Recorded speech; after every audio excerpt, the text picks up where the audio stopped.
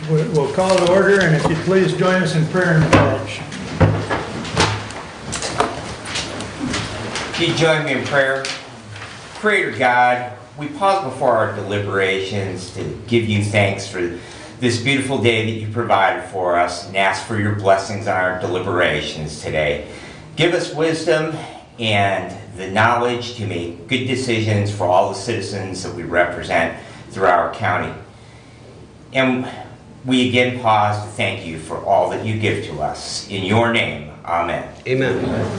I pledge allegiance to the flag of the United States of America and to the republic for which it stands, one nation, under God, indivisible, with liberty and justice for all. Thank you.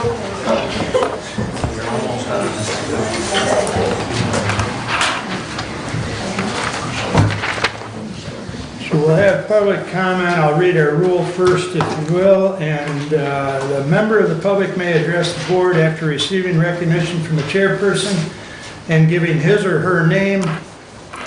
Public comment shall be limited to a period set aside at each meeting for such purpose. And each speaker shall have the floor for no longer than 5 minutes unless the board grants an extension. Board of Commissioners Rules of Procedures and Bylaws 5.13-3. Also, I would like to read something that Commissioner Ingalls came across in Robert's Rules of Orders, which I think applies to anyone and everyone, board included. Remarks must be courteous in language and deportment, avoid all personalities, never allude to others by names or motives. And I think that's just common courtesy.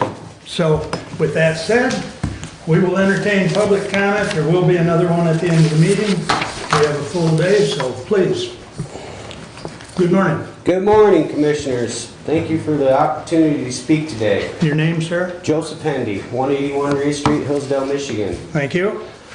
I would like to bring this body's attention to Act 267 of 1960 or 1976. If you guys would care to Google that, and I'm going to read it to you. 15.264, public notice of meetings, generally contents, places of postings. The following provisions shall apply with respect to public notice meetings. A public notice shall always contain the name of the public body to which the notice applies, its telephone number, if one exists, and address. B, a public notice for a public body shall, and that's key word, shall always be posted at its principal location. This body has no public notice posted anywhere in this building. This is an illegal meeting, and do you guys wish to continue? It's as simple as that. It's illegal. This is an illegal meeting. You guys got to do it right, or you can't do it. Thank you. Thank you. Anyone else wish to address the board at this time? Good morning, Carla. Good morning, Commissioners. And so I don't know if you heard what Joe said, but I believe it has to be posted 10 days in advance of your meeting on your door, on your wall, somewhere in the building. So something to take into consideration. Also something to take into consideration is the upcoming public hearing for the road commission takeover or adding commissioners. It's my understanding that this board doesn't have anything to do with oversight of the road commission, so I don't even know how you're able to form the meeting yourself. I find it to be a conflict of interest between both lineagers. I was appreciating if they weren't able to vote at the public hearing, because it's my understanding that the commissioners would be the one taking the vote after the public hearing, which it doesn't make any sense. If there is no oversight to the road commission through the commissioners, why then could you ask for a public hearing and then vote on it when absolutely we have a father and son on both boards? To me, that's just a no-brainer. And I was told that it has nothing to do with money, but it actually has everything to do with the budget takeover. So I would encourage you guys to take a look at the law piece, because it seems like that you avoided this piece as well. And another thing is that Calhoun County took over their road commission. The roads haven't been touched in Burlington for 23 years. They're finally gonna have their pavement pulverized, and since they decided that, they decided that they didn't have to do any work from August all the way up till now. There's no work done. So cars are falling apart, and I just want you to take into consideration that taking over a budget where you guys look over the Board of Health and their MERS is in debt, $5 million, I don't know if you can handle it, but something needs to be done, and as far as I'm concerned, I wish you all well. Thank you. Thank you. Anyone else wish to address the board at this time? Morning, Kelly. Morning, Kelly Mapes, Alan. I wasn't going to speak, but I just want to say, piggyback what Carla said. I believe the road commission has a $14 million budget.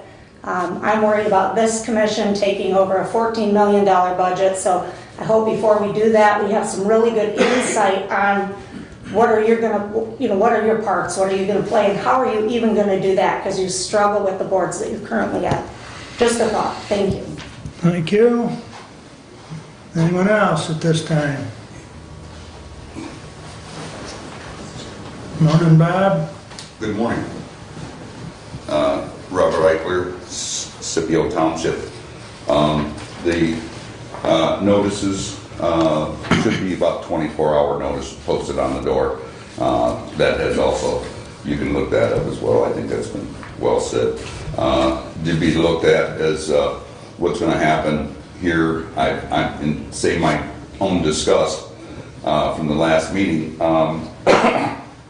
You guys had said that you had a meeting with the sheriff about the $209,000 and it wasn't placed on the budget. I talked to Mr. Lettinger about it as well, and it wasn't placed. It seems, Bill Mark, you kind of put it out there and you overwhelmingly take over the integrity of what we have here. That means when we post something or we put something out, you're there, to make the adjustments, but that has never been voted on. But yet at the same time, you were able and capable of amending what you guys had. And if you take your recording, you'll kind of see why I'm mentioning this at this time. It's just challenging that it seems like you can put stuff in wherever you want it to be put. It should have been the sheriff, it should have been here, he should have explained himself. We don't know what it was for, we don't know the 209 for whatever it was worth. But it's a big deal for the public to know that we just can't throw something into a mix. You guys have the information. It was brought to you, but it wasn't on the agenda, and at the same time, it wasn't put in the budget. It was well outlined, I believe, by Kathy that said this isn't, proper. So now we're doing some other things to adjust. So please, attend to whatever the business you have, but make sure it's at public notice that we know about it. Thank you. Thank you. Anyone else wish to address the board?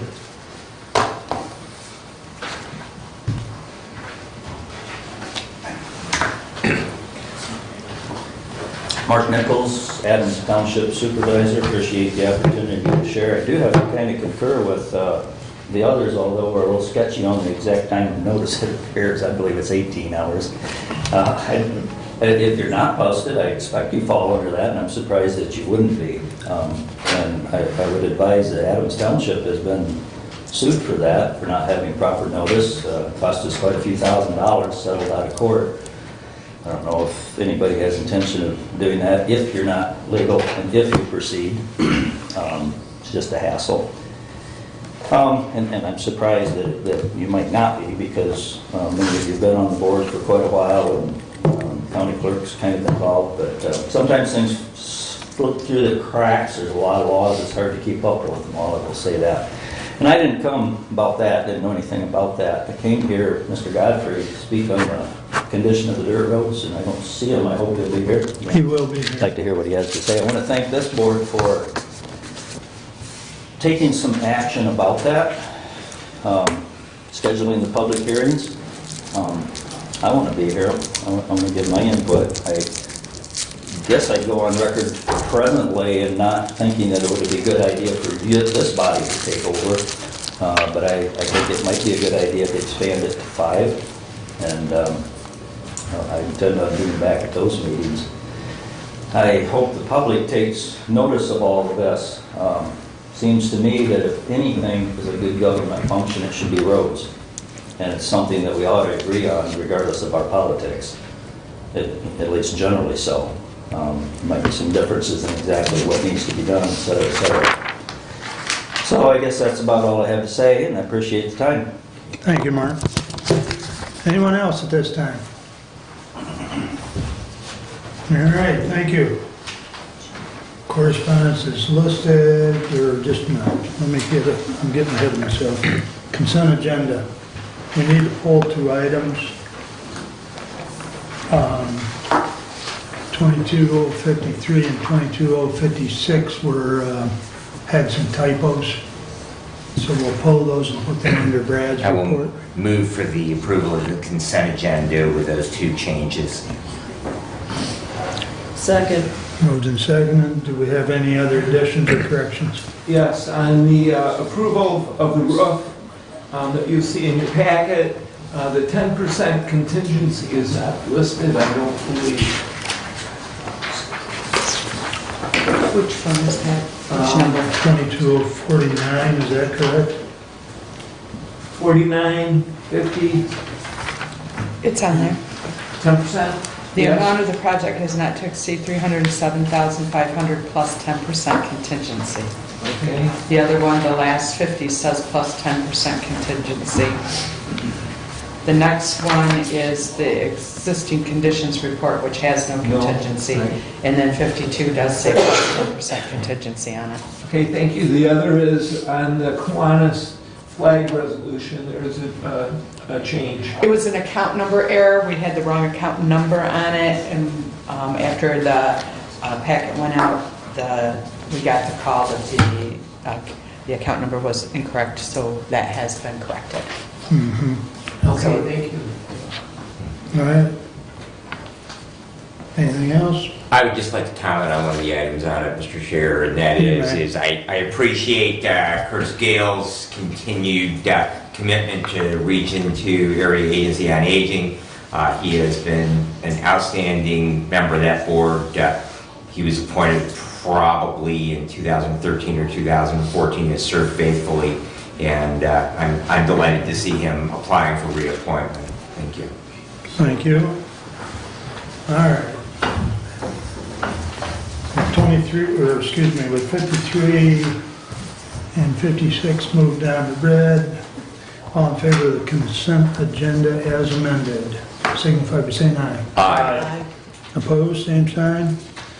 Moving along. Now correspondence is listed. Any comments on our lengthy list of 22 items?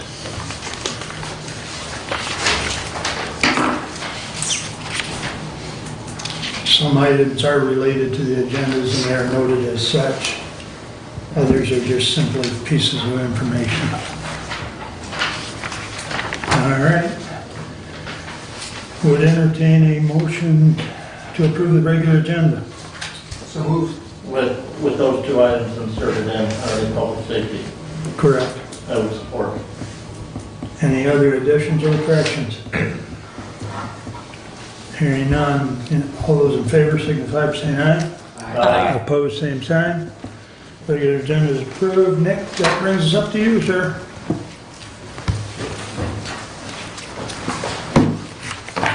Thank you very much. You have all received the report, I believe. It was part of the packet that was mailed out last Friday. And so there's a lot of information as usual in it. And for the sake of time, if no one objects, we will just read the letter. I'll ask for approval and then any questions instead of going through the report page by page if that is okay with you. Yes, sir. Okay, Honorable Commissioners, the Equalization Department has completed review of the 2022 assessment rolls as submitted by the Township and City Assessors. The assessed values of each class of real and personal property are compared to the starting ratios that were projected for the individual classes based on the Department study activity in 2021.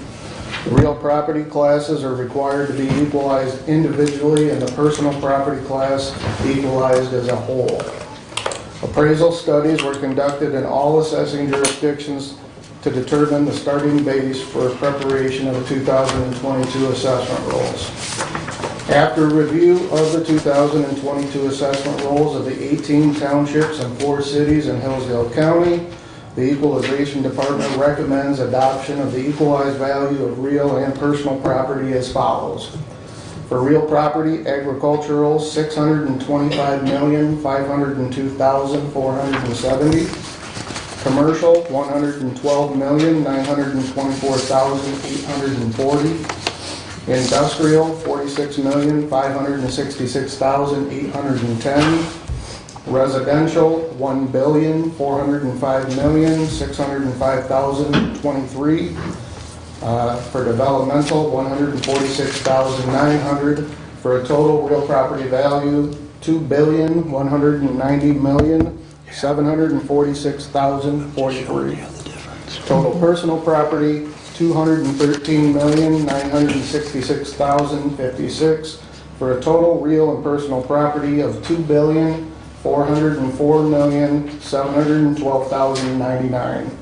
The above equalized values are recommended in compliance with sections 209.5 and 211.34 of the Michigan compiled laws. Respectfully submitted.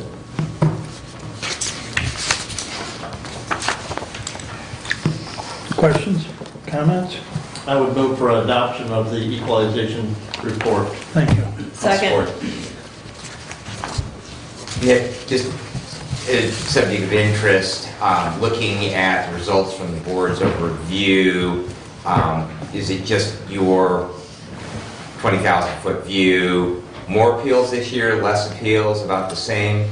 From what I have been hearing, and I haven't checked completely, it's pretty much about average for the last few years, maybe even a little down from normal years, or from previous years, but it has been relatively low for many years now, and this seems to be pretty much the rule anymore, and so the exception. That has been my impression, has been that the number of appeals, both personally when I was serving as supervisor and within the district in the last year, that just people seem pretty content. I mean, as best you can be, nobody wants to pay any more taxes than they have to, but overall, I think the assessors are doing a pretty competent job in keeping those values in line with what they really should be. So I appreciate that. Thank you. Yeah, the taxable value, I think, with the cap under proposal A back in 1994 has kind of affected that appeal process. Appeals prior to that were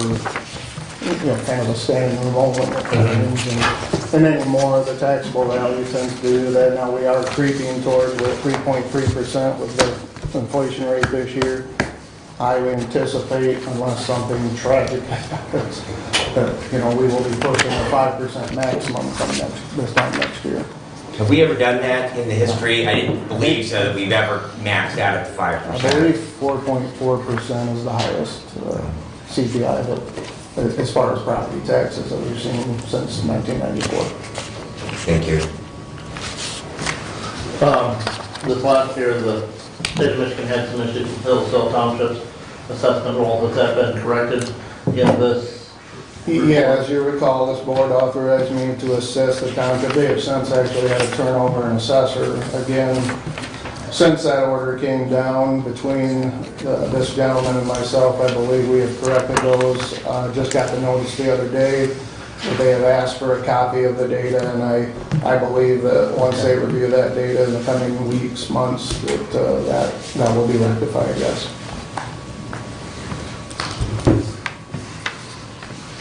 Any other comments or questions for Nick? Motion on the floor to accept the report. All in favor signify by saying aye. Aye. Opposed, same sign. And just to follow up, this report will be published on our website as soon as I leave here today. And in the coming months, more data as it becomes available will be added to the report. Very good. But I won't bring that back to you if you want. So. All right. Thank you very much. Thank you, Nick. Thank you. All right, moving right along. Terry, there you are. Good morning. Thank you for allowing me to speak this morning.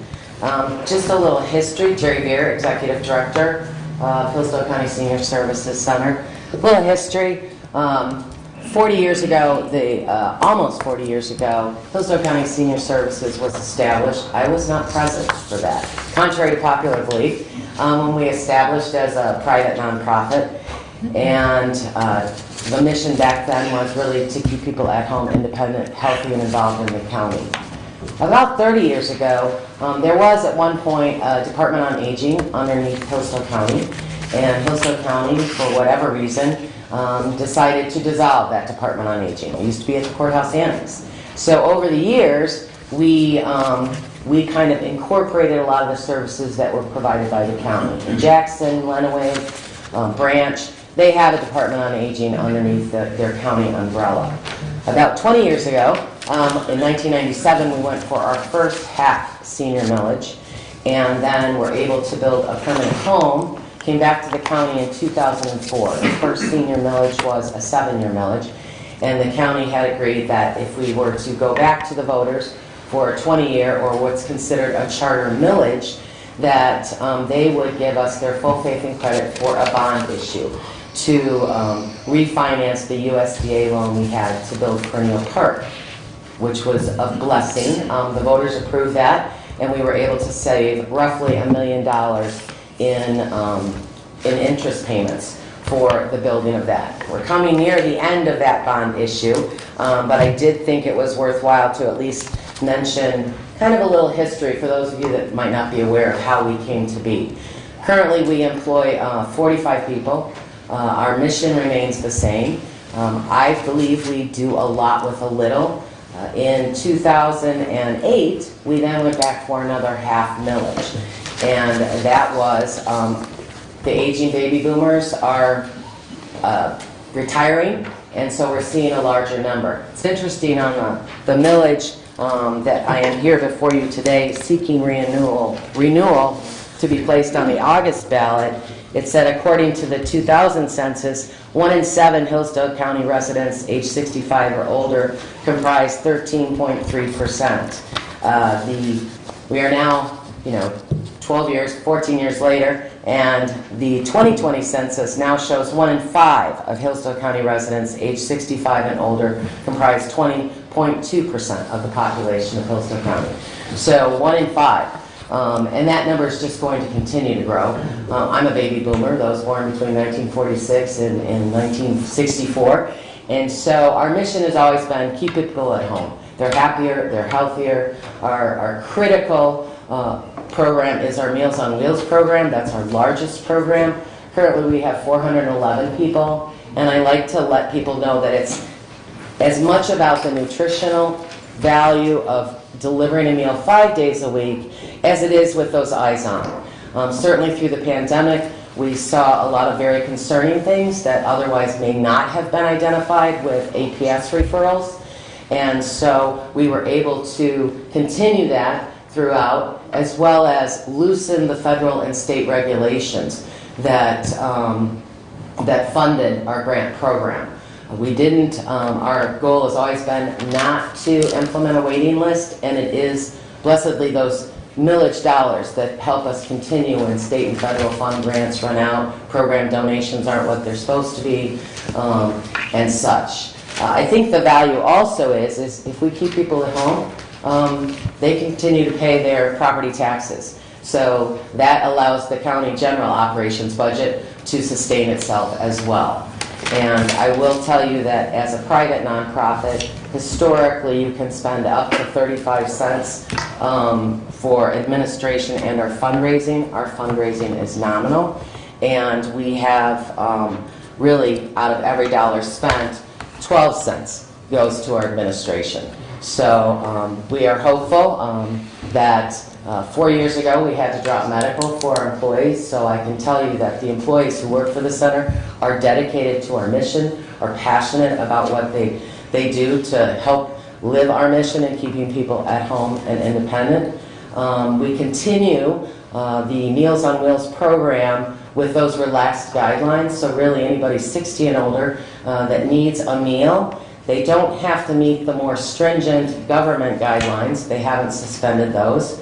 Unfortunately, in 2021, not because of funding, but because of staff challenges, we had a waiting list for our home-based services. And I had the question to Ransom, what does that include? That's things like personal care, homemaking, taking people to the grocery store.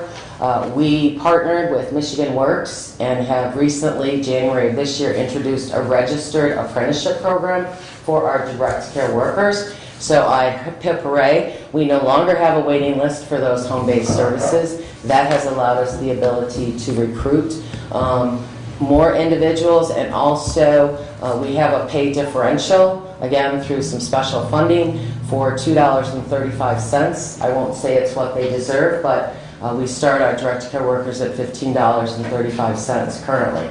So it is a blessing, and I just wanted to share just a little bit of that information before we discuss the senior millage renewal.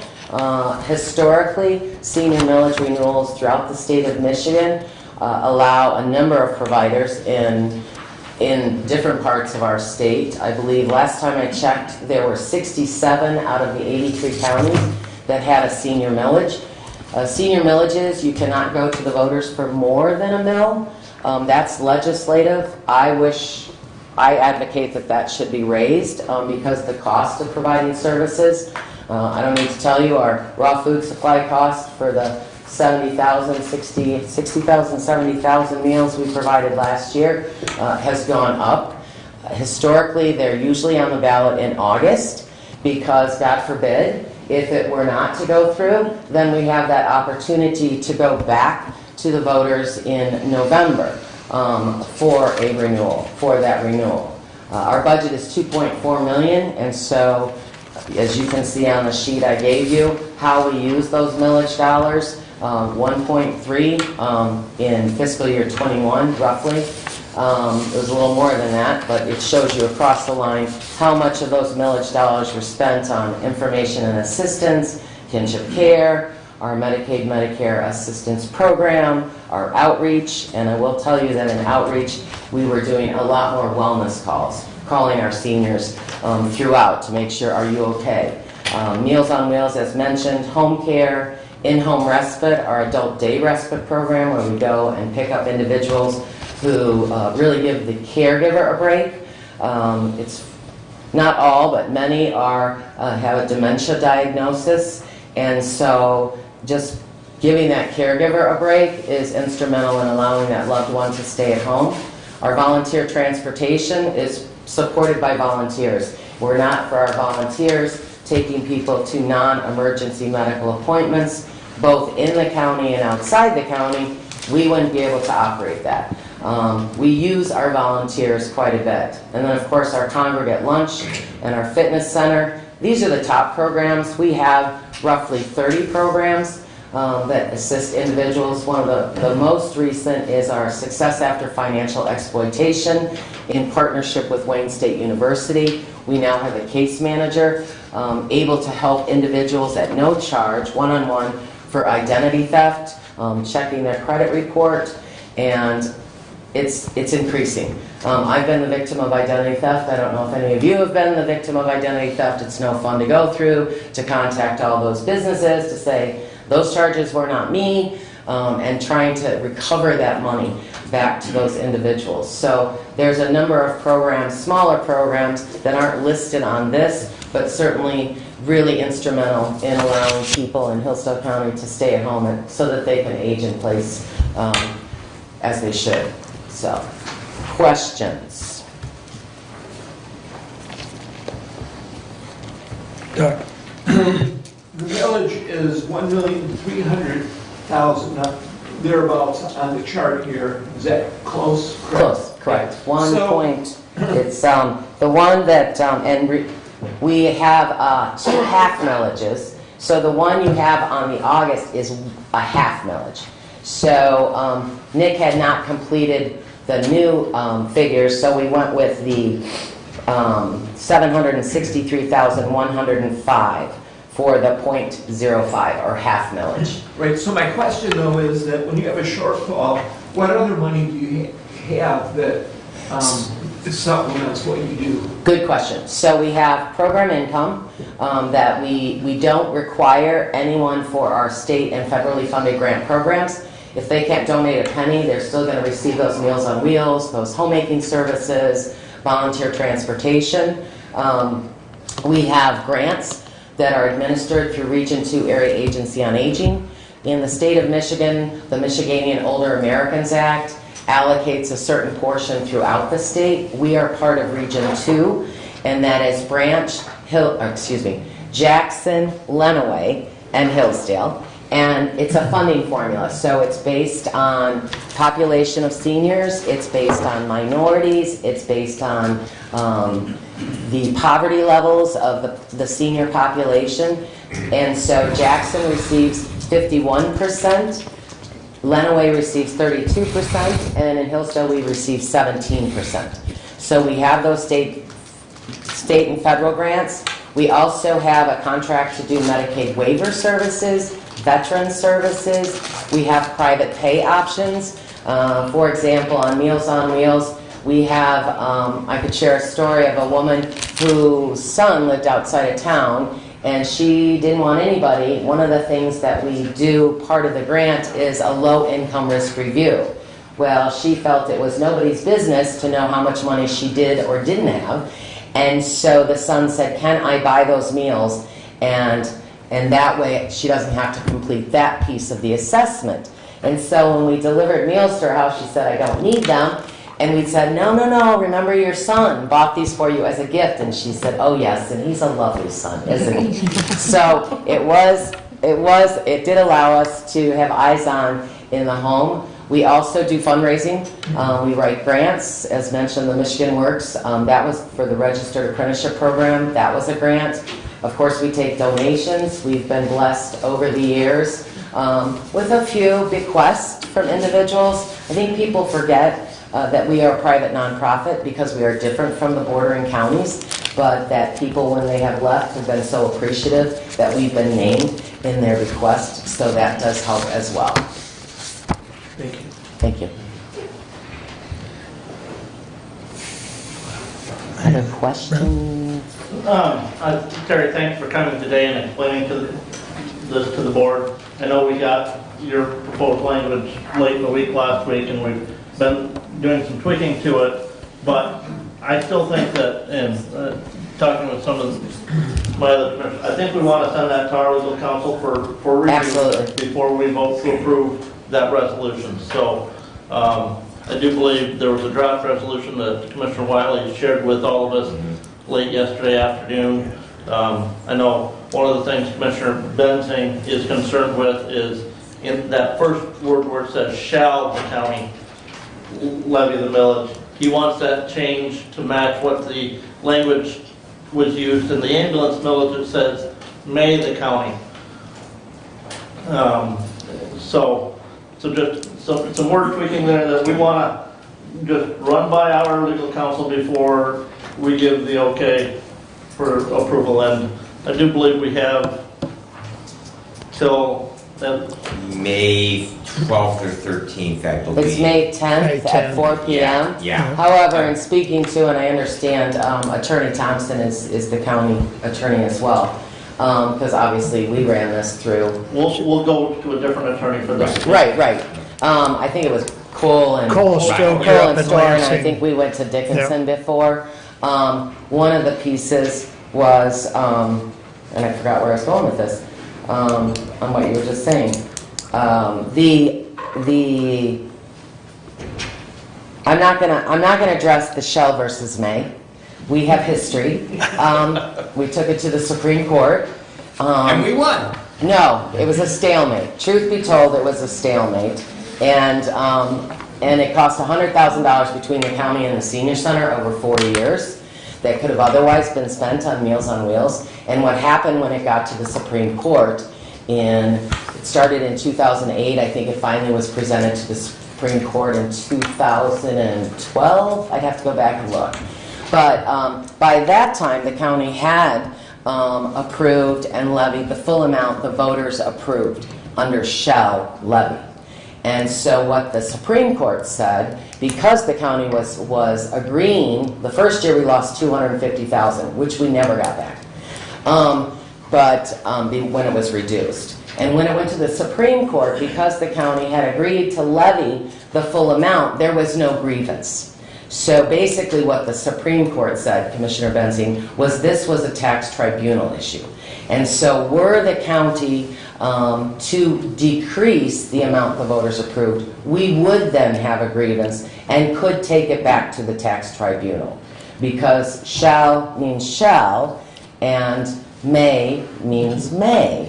So just a clarification on that, because that was a painful time for me. Very. And for the seniors of this county. And again, before I give my sign off, I want that legal opinion from our Absolutely. counsel. Agreed. What else did you have? The millages, or the bond issues that you've got, one is paid off in, what, 23? 24, I believe. 24, I think it is. I'd have to go back and I look. was thinking it was 23, and then I was thinking the other one was 25.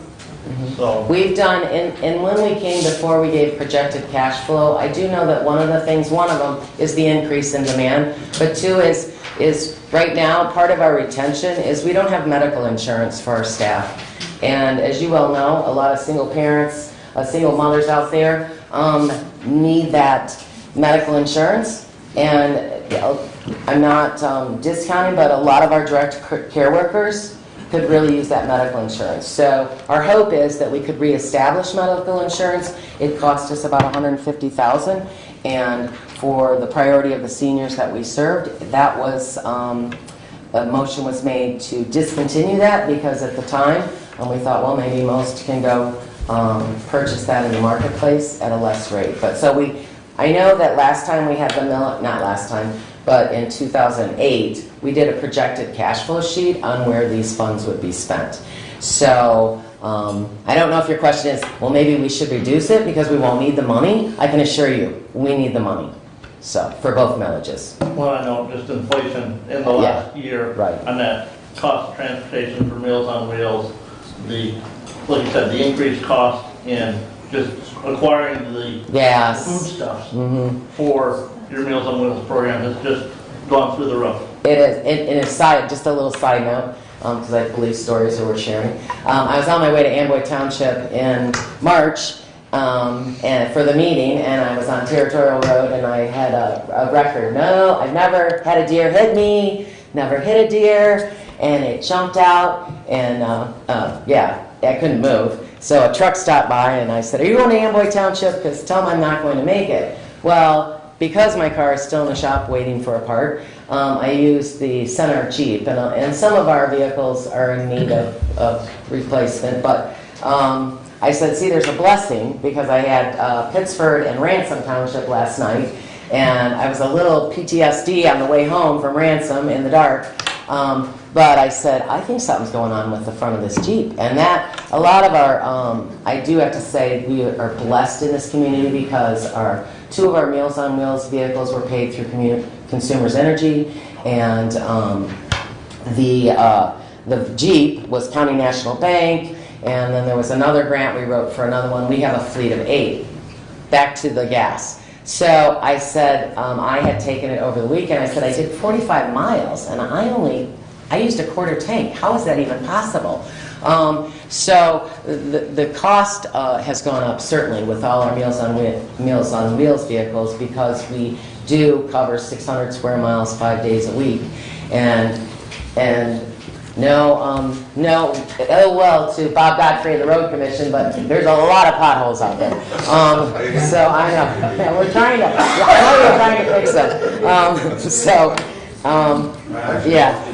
Blame the deer on. Yeah, no, not the deer. And I still have a perfect record, because the deer hit me. I didn't hit the deer. So, yes, thank you. And again, like I said, I want to review that and have Soka review that. Absolutely.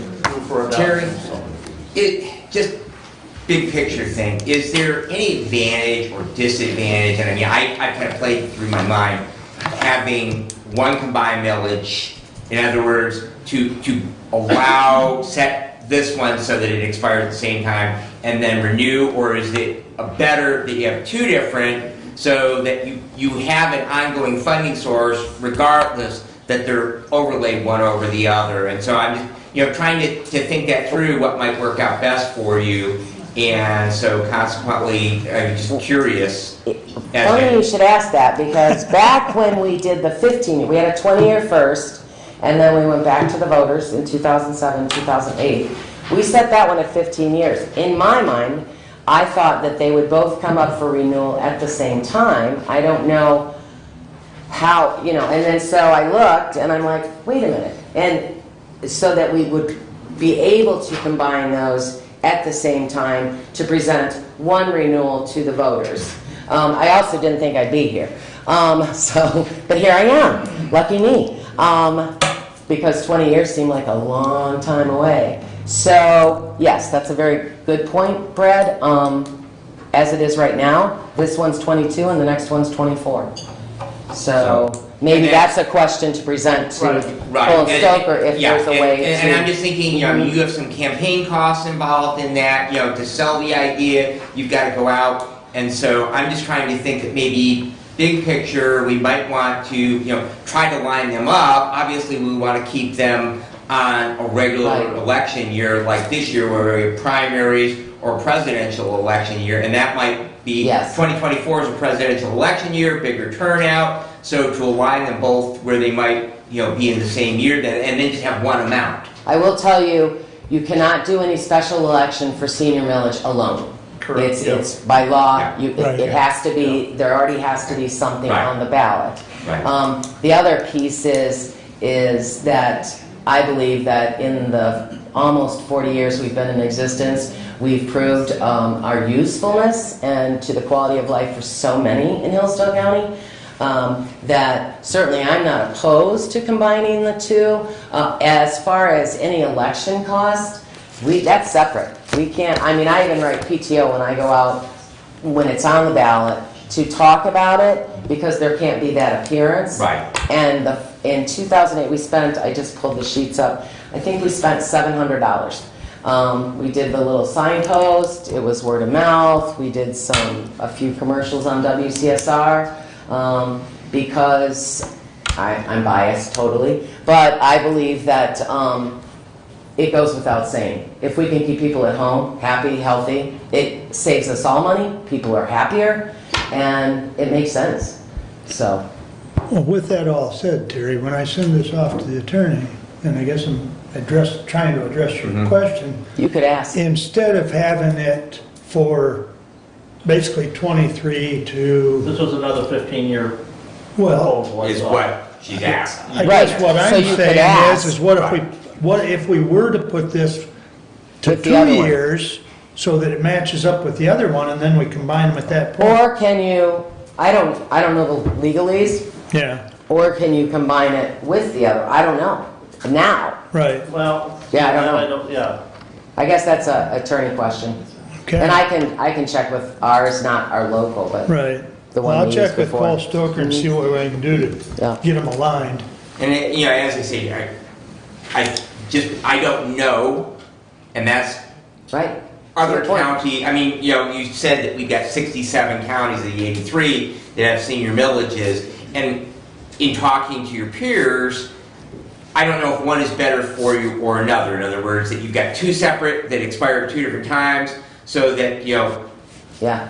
if for some reason they weren't approved, then you still have an ongoing stream. And I don't know if one is better than the other. I was just thinking that from a standpoint of the voters and everything else, if they were combined into one, there may be or may not be, and I really don't know the answer. I think it's a good question to ask. And I think it's worth noting that, we were the first in the state, which, hey, to go for a charter millage for senior services, because we said the seniors aren't going anywhere. And so I was very happy when the voters approved that. And the other piece is you generate a lot with a quarter mill in Traverse City on the property taxes. And that's, I believe Jackson's at 0.75. and I'm thinking that that .75, don't quote me, is over $2 million it generates, where we have close to $1 million, and it generates 1 million, I think this year 1,000,004, 1.4, 1.46 or something like that. So it's worth investigating, certainly. Okay. Yeah, I'm not opposed. Thank you, I appreciate the background Yep. information. So I think I've got a consensus, if I'm correct, of getting this off to the attorney. That's fine. So if there's any questions specific other than what I wrote down, and even with what I wrote down, please get me those questions. I'll try and get it to the Cole Stoker by the end of the week. And then my assumption is I'll be back here for Correct. your second meeting. Resolution and On the 26th, is and that ballot when that is? language will be on the 26th. Okay, Yep. very good. Very good, Terry. Thank you. All right, moving right along. Mr. Troy Reel.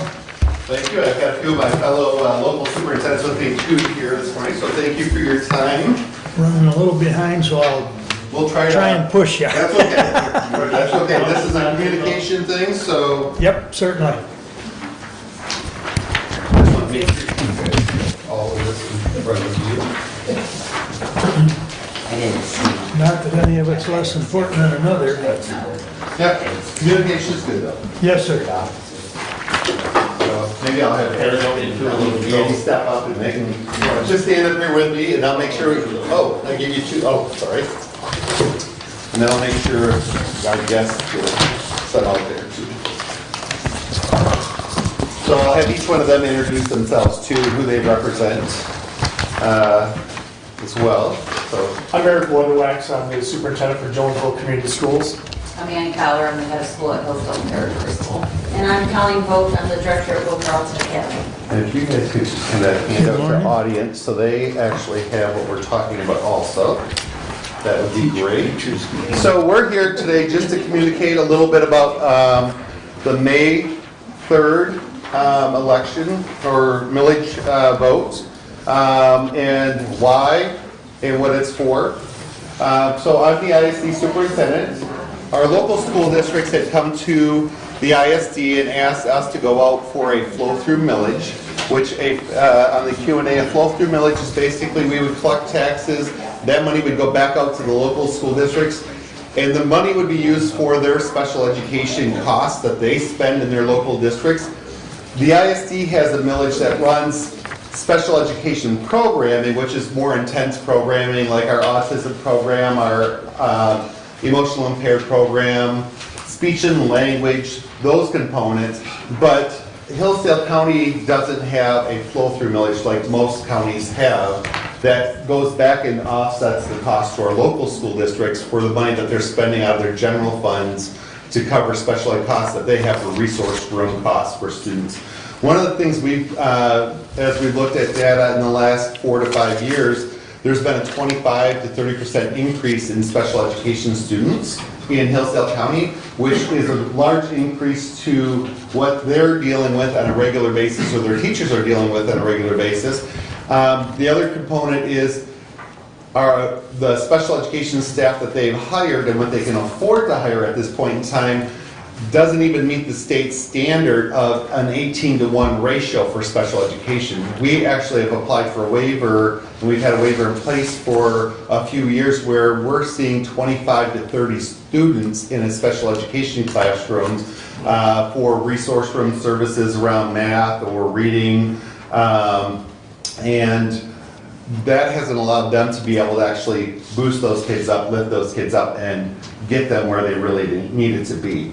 So in talking with our local superintendents, and as they've talked with their boards and looked at their budgets, they get some reimbursement from the state. The state doesn't fully fund education to a whole. It's left on their shoulders to use general ed funds or any other funds that they can come up with to offset that cost.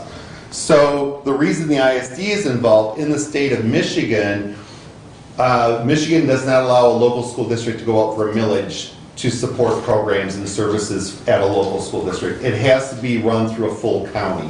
So every one of their boards had talked, and the superintendents had talked and asked the ISD, and my board passed a resolution the end of December to go out on for a millage on their behalf. It's a 2 mills. On this form here, you will see our current millage rates compared to other counties around us and where we rank. And the bottom one would show you where we would actually be ranking compared to others if the millage went through. It doesn't put us way at the top. It brings us in line with the other ISDs that are running flow-through millages for their local school districts and offsetting that cost for those school districts. So from a local standpoint, is there anything that you guys would like to share, around the impact? I know a lot of our programs that we run, we have them in our local school districts and we're paying for that out of our current millage, but they're tasked with the resource room, the parapros that they have to hire for their resource room programming, and the number of kids that are actually now in these programs that are showing up on the doorstep. I will just speak to the fact that Will Carlson Academy employs 2.5 special education teachers, which is 200% increase over the last 3 years.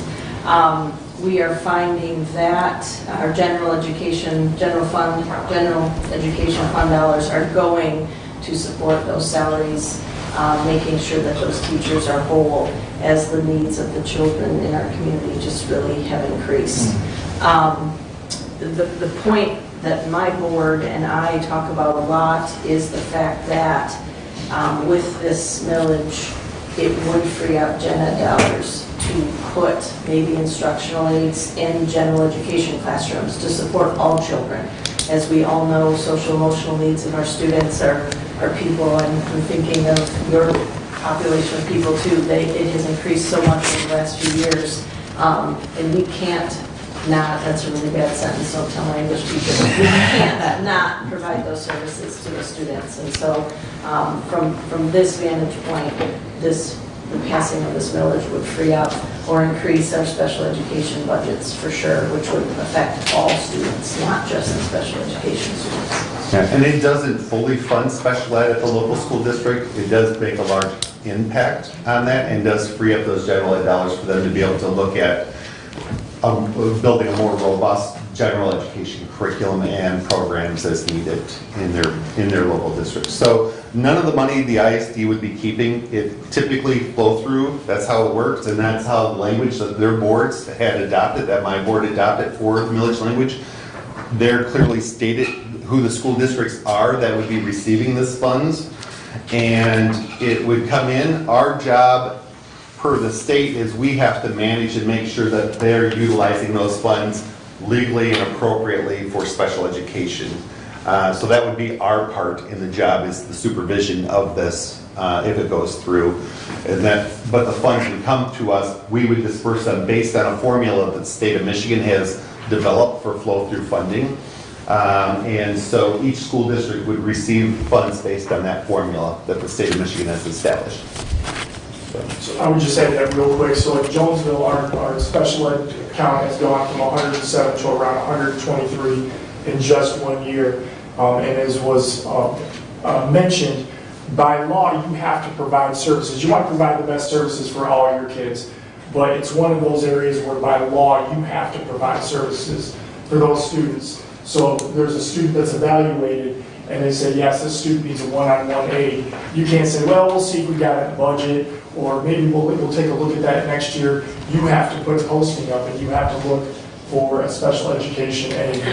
And in Jonesville, it leaves, we have around $520,000 that are left uncovered. And as was mentioned, that comes out of the general fund, so it impacts everything. So even if you're like, well, I don't have a student that receives those services, how does this impact me? Well, if your student is receiving, an education in Jonesville or any one of these schools, it impacts you because that's money that's not going towards something else. And so, and just as importantly, and I'm sorry, I'm taking a little bit of time. I was at Northeast in Jackson, and in my building alone, we had 3 resource rooms, a cognitively impaired room, an EI room, and 2 autistic rooms, just in my building. And in Jonesville, we don't have anything like that. We don't have those where we can provide the kind of services that we need for our students. And especially with coming out of the pandemic, there are a lot of kids that are suffering from anxiety and depression. And we're seeing those numbers are only going to go up. But And thank you. I recently had a child that went from not needing any services to, in a heartbeat, not being able to write with his right hand. He's right-handed. And now he's got to have a full-time aide to be able to help him get through with his homework because, you know, he couldn't write very good with his right hand. Now he can't even write with his right hand. So trying to get him to switch and write left-handed as a fifth grader is extremely difficult. So I do understand those challenges to the local districts on that. And you mentioned the 18-to-1 student to teacher ratio. Yeah. Isn't that more a derivative of the lack of the teaching force for No, that's actually also due to budgets. A lot of our local school districts can't afford to hire additional special education teachers also to bring that number down. So we've applied for waivers to offset that cost at this point in time. We don't know when or how long the state will allow us to continue asking for that waiver. They are really pushing hard to have that 18-to-1 because they know that the impact for it takes a special education student 3 to 10 times more work than a general ed student to move forward. And so if they're already behind and you got to move them a year to 2 years back to get them where an average student would be, you have to be able to have the amount of time spent with that individualized student, and you don't get that individualized attention when you have so many more kids in that classroom that have different varying needs. It would be great if they all had the same disability and they all were learning the same way, but unfortunately, every one of them comes with their own different package and different way of learning, and they're all at different levels and stuff. So, and like Terry had mentioned, you know, when you look at Jackson, Branch, Lenawee, those mills generate totally different dollars than at Hillsdale. I mean, we still generate a lot less money for one mill than any other county around us, and that's just our taxable value. So, you know, we try to do as much as we can with the money that we have.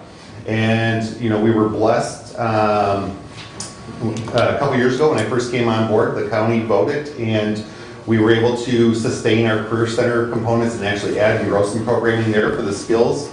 Prior to me coming, I think there was a renewal for the special ed millage to bring back where the Headley override was, where we're losing funding. That allowed us to, and we brought back autism programming that Annie has at her building. That has made a huge impact on those students' lives. And they were able to come from the general population, get a more intense training and support, but also still have the opportunity to work and be with kids their age in the general population too. So we're trying to be as strategic as possible with the funding that we currently have, but our local school districts are really, they've been drowning for quite a few years. Some of our school districts are spending upward to $800,000 a year just on special education costs. So if they had that $800,000 a year to put into general education and curriculum, and it could make a larger impact on the general education population as well. So. Sure. Yeah. Obviously, from your literature you presented and what you've spoken today, that this will affect students who attend our public schools within the county. We have several private schools within the county. We have a number of families that choose homeschooling or a combination of co-ops and things like that.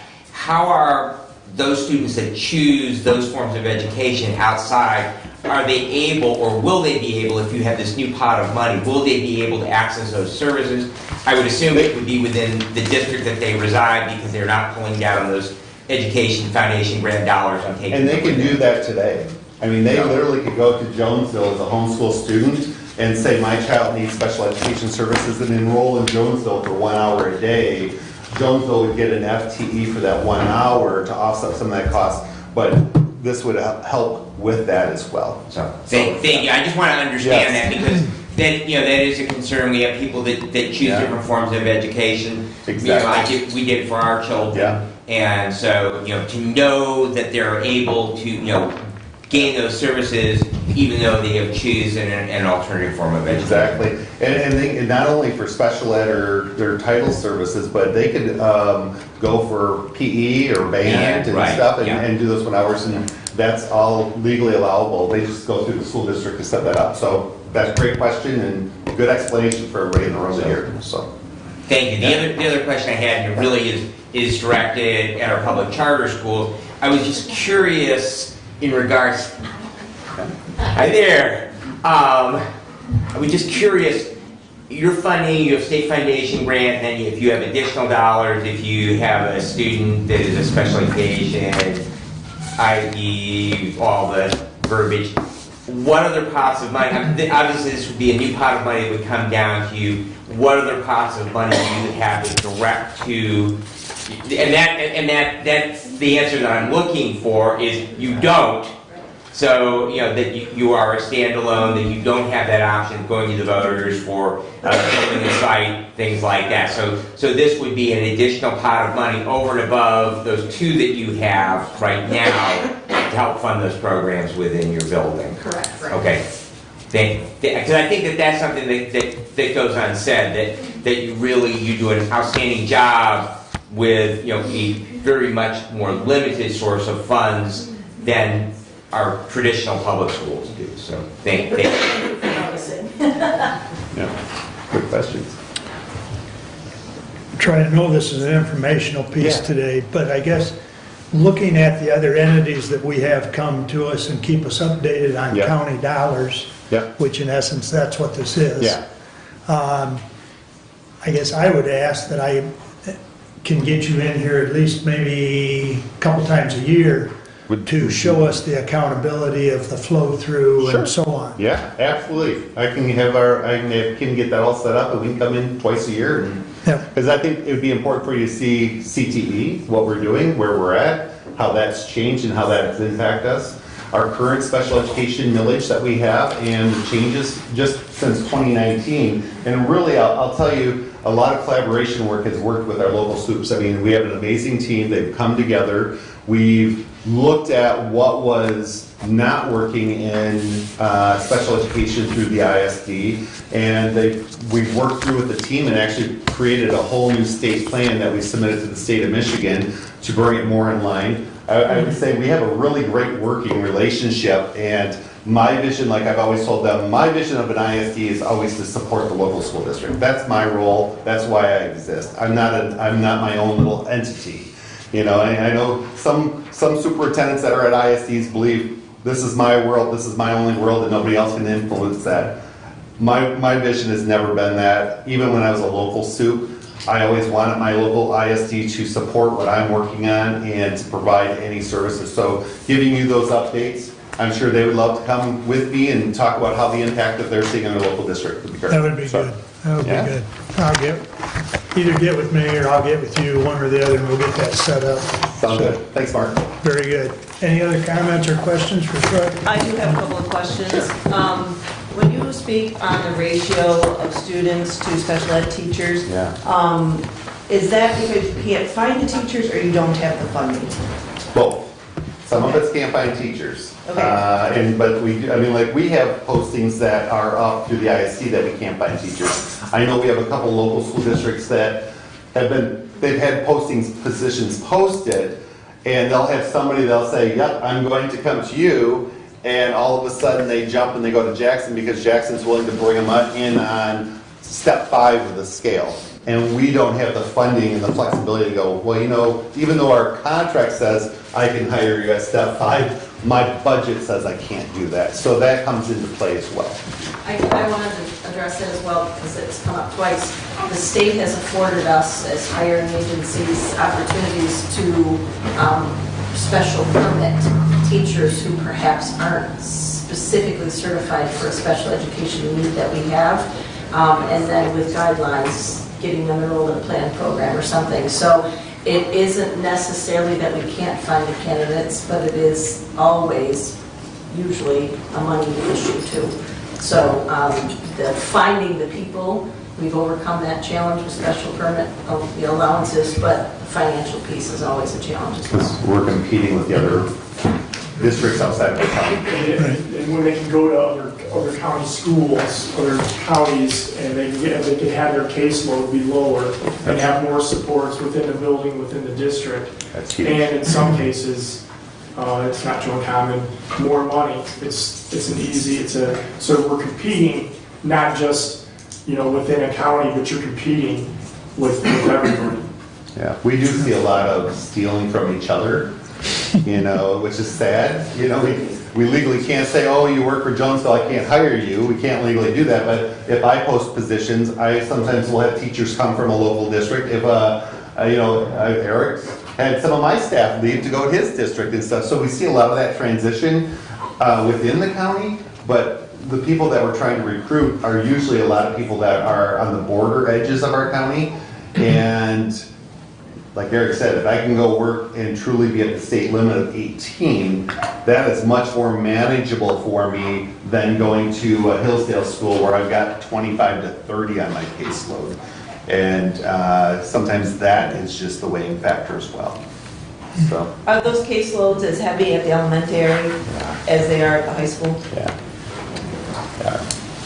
And another question I have, and that is the allocation ratio, because I do know that in allocating some of the at-risk money, that ratio really didn't get the funding to the right schools. Yeah. It didn't really follow the kids. How is this funding going to be done? This is funded by this is set up through a formula the state of Michigan has given us. So it comes to us as a pot. We then look at how many kids are on their caseload, and they get billed they get paid, reimbursed back at the end of the year. So if a student starts their year in Jonesville but leaves in December and goes to Will Carleton, in that formula it'll adjust how much money, and that money gets split and will follow that student. So the money's going to follow the kids, not where the money's coming out of the district. Exactly. And that was what was required. There was a lawsuit in Genesee County through the ISD by the model that they originally had for their flow through. And so the state of Michigan actually created a new model that would follow the student and make it equitable. So every school district would get what is equitably correct for them and their size. So my final question would be, is with all the additional money coming down from the state of Michigan, for various reasons, I guess my question is at this time, do the schools really need this funding, or is it a want? It's different pots of money, unfortunately. In school systems, you have pots of money that can be used for certain things. So when you look at-risk money, it has to identify specifically to students that qualify in that area. Same way with Title I funding, they have a pot there that can only go towards these specific kids that are identified.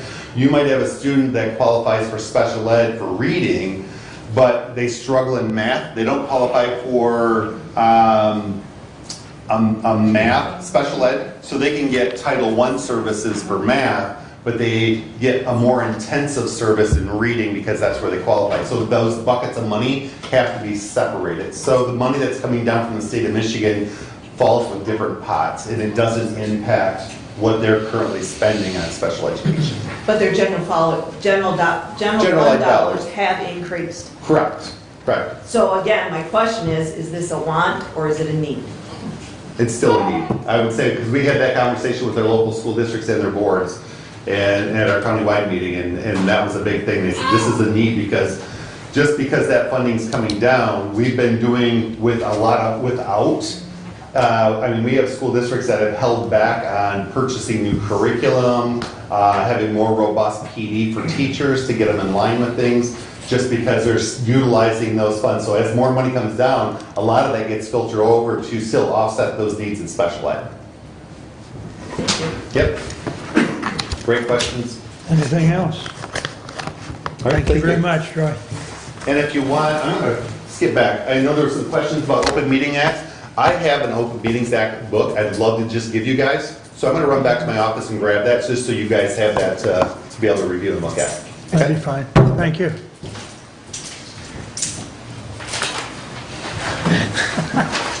All right. Mr. Bob, you're up. Thank you. Thank you. See ya. Thank you, Nick. Terry? Yeah. Yeah, should have something. I'll make this short, but I know you're running behind. I appreciate that. And I apologize for... Yeah, I think so. Thank you. Thank you. I would like to start, before we go to that, I had a question come up last night at 2 different township meetings. The question was, how much of my property tax goes to roads? Directly to the road commission, 0. Now, there's 2 ways it could come to the road commission. One would be a millage, which we have quite a few townships got a millage. And number 2 is that the township itself decides that it wants to match with the road commission. That's the 2 ways. But a lot of people think that their property tax goes to roads, but it does not. So I just want to clear that up. And I think it might be noted also, Bob, that that's the lion's share of your funding is PA 51 money, correct? Yes. MTF is our lion's share. PA 51 comes from gas tax. And registrations. Vehicle registrations and license. Yes. Yep, very good. So not Yeah. property tax. Just to clear it up. Okay, now, on this handout here, I actually met with Branch County and Lenawee County, and we tried to get an overall average of what to do this would be. Lenawee County thinks I'm way low at 65,000 a mile to do the berming, ditching, widen the top, remove trees, remove the stumps, and that would be ready for gravel. They think I'm low. They think it's going to be closer to 80 or 90,000. Branch County, he was in the 50 to 80,000 range. So I picked 65,000 and be in between. So that's what it would, we're saying 65,000 per mile. And then usually the township would have to gravel the road. So if you put 1,500 yards on a newly remodeled road, you're looking at $24,000 just in gravel. So the total is $89,000. Now take that, we have 584 miles. So you're looking at almost $52 million if you was to go. And now, that being said, the average for gravel lasting is 5 to 7 years. And if we had 2 crews, and if we could do 2 miles, and both of them told me that's crazy, there's no way you're gonna do 2 miles a week. But if we could, that's 28 miles. So that'd be 56 miles per year. Or I'm talking 28 weeks, working weeks. So that's 56 miles per year. So it would take us over 10 years to do it. Well, by the time you get to the end, you're going to start over again. It's gravel, no good on the front. And the biggest thing is berms and gravel. These are the 2 biggest things we got, is getting rid of the berms and the gravel. Branch County roughly can be bermed roughly 20 miles in a whole year. Lenawee does about 14. So to do that, we'd have to hire more employees, we'd have to get more equipment, and we'd have to come up with $52 million, which is not going to happen. And that being said, Lenawee County, we get $8 million in MTF. And then federal funding, no federal funding can go for a gravel road. So you're stuck with the $8 million. Lenawee County has got, their MTF is $13.5 million. They have 600 miles of gravel road. We have 584. We got 8, they have 13.5. They got a lot more population than we got. But he's got the same problem. At 13.5 million, they have no gravel on the roads. And he says the same thing, it's impossible to gravel every road in their county. And that's the way it is here. I mean, we can work the ticket berms off and stuff, but as far as graveling, we gotta have some match, and a lot of times it's can't afford match, period. Ransom's gonna give up brine to do a little gravel patch. And it's just one thing after another. But there is townships, you take Wright Township that's got a millage, we hardly get any complaints from Wright Township. Most of ours come from townships, don't say that. Most of the complaints come from townships that don't have a millage and they don't have a lot of funding. Like Moscow Township, they can't afford to even buy gravel. The pit up there furnishes them, we'll give them 1,500 yards a year, which helps, you know. And then we try to match that if we can with the gravel to help them out. But that's the way it is when it comes to the gravel roads. We just don't have the funding to do it. And you know as well as I do, the worst gravel road in Hillsdale County is the one you live on. It's always been that way. Yes, see? So I just wanted to let you know that we just do not have the funding to do it like it should be done. Bob, you say hire more employees. Where are you at today on employee count compared to 10 years ago? Oh, we're at 33 employees now. I'd like to go back to the late 90s. They had 90 employees. And it just kept dwindling down. But the MTFs kept dwindling down too at the same time. You said 90 in the late 90s? Yeah. And equipment, how many trucks do you have now? We've got 16 that reach township. We got 2 spares, so we actually have 18. And 4 road graders. And I see on your report that you've got money set aside for 2 new trucks. Yes, and those, due to the COVID, those were ordered more than a year ago. And they are getting outfitted right now. So hopefully we'll have them back. We'll definitely have them back for fall, that's not a problem, but we wanted them for this one. And well, that went by the wayside, so. Bob, speaking of the trucks, question came up at Adams last night. What's the average age of your trucks? If I was gonna guess, I'm gonna say at least 15.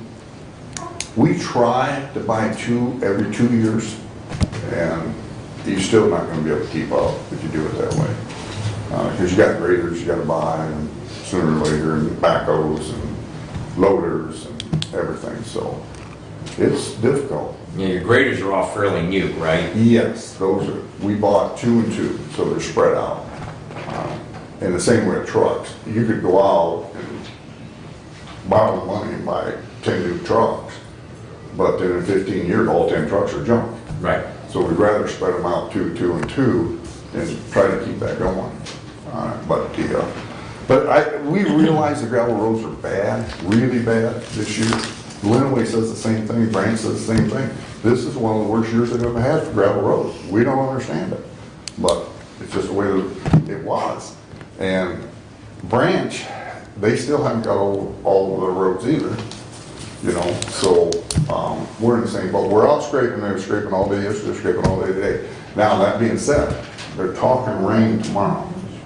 By the book, you should not scrape before rain, and you're not gonna scrape after rain. But we can't wait any longer.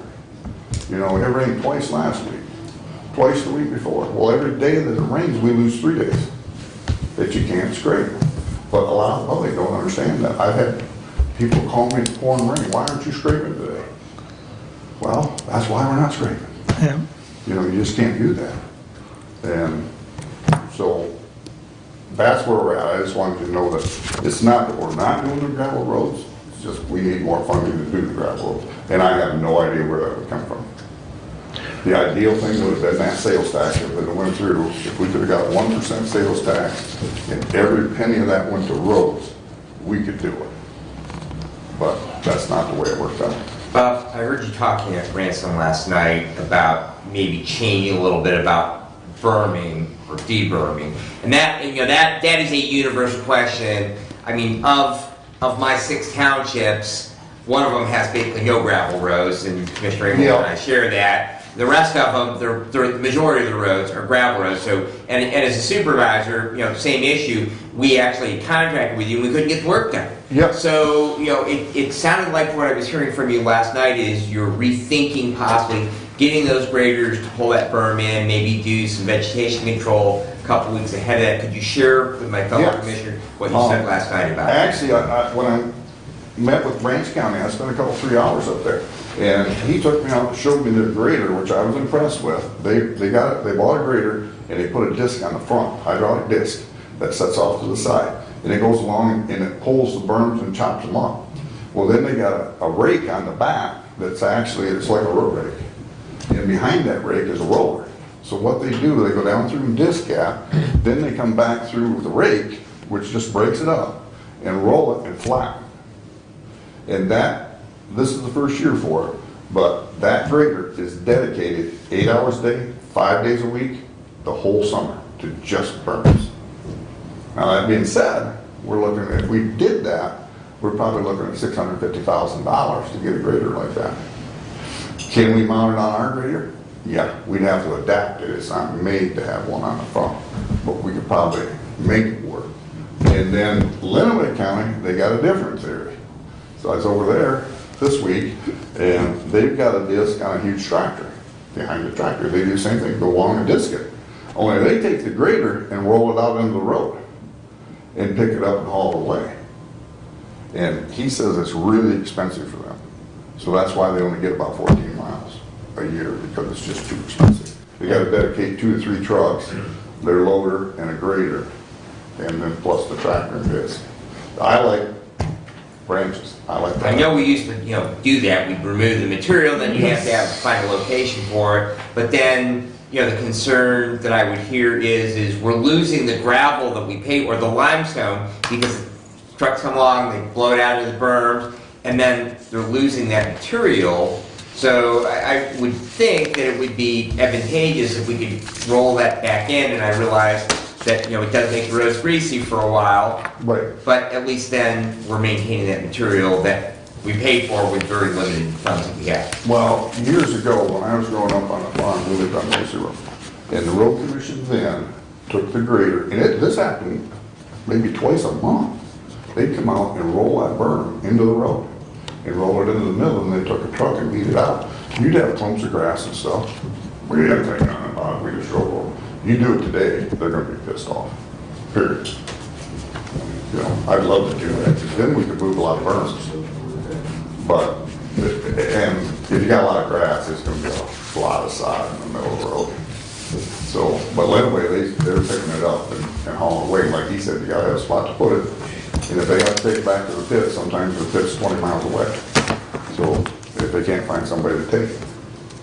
Now, normally if we deburn, we have a neighbor or somebody around there that'll take that. And it works out pretty good. But it's still expensive every way you do it.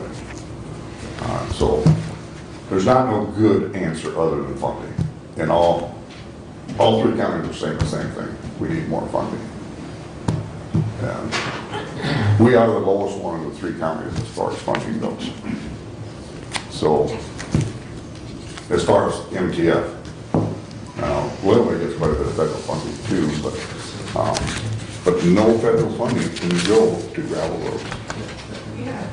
Unless you sell it. Yes, if you sold it, yes, which you can do now for 90 cents on the dollar. And that being said, if we, with federal funds, if we could do a mile of road, if we sell it, we can do 2 miles of road. Because you're not under federal standards anymore. You're under state standards. A huge difference.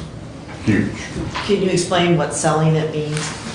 The state. For those of us who don't know. Sure. Bob, you're the expert, The please. state will buy, they just decided that this year. They used to do it years ago, and we always sold it because we could do twice as much. Well, then they went away from that. So the state will buy your federal funds, and they'll give you 90 cents on the dollar for those federal funds that we can use under state standards rather than federal standards. And why the state would want to do it, I don't know. I don't know why they'd want to be under federal standards, but that's the case. So we'll take that any day of the week.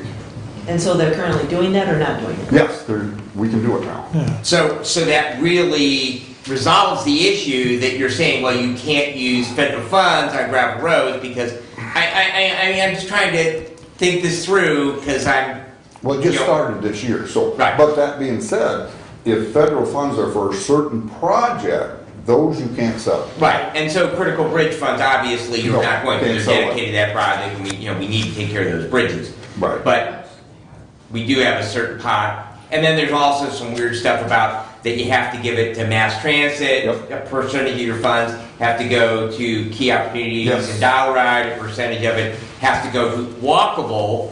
Why we use motor vehicle funds to, I'm glad you brought that up. We have a percentage of MTF that has to go to non-motorized. We don't have anything in Hillsdale County that's non-motorized. That We do country trail. Well, you do. So what we do, You have a lot down in Camden and Reading Township that is used by non-motorized. well, this is the catcher right there. Unless they close this loophole, if they ever close that loophole, we could be in trouble. But we can use that on a gravel road that the Amish travel. That's our non-motorized. If they close that loophole, I have no idea where we'd ever, but we have to spend it.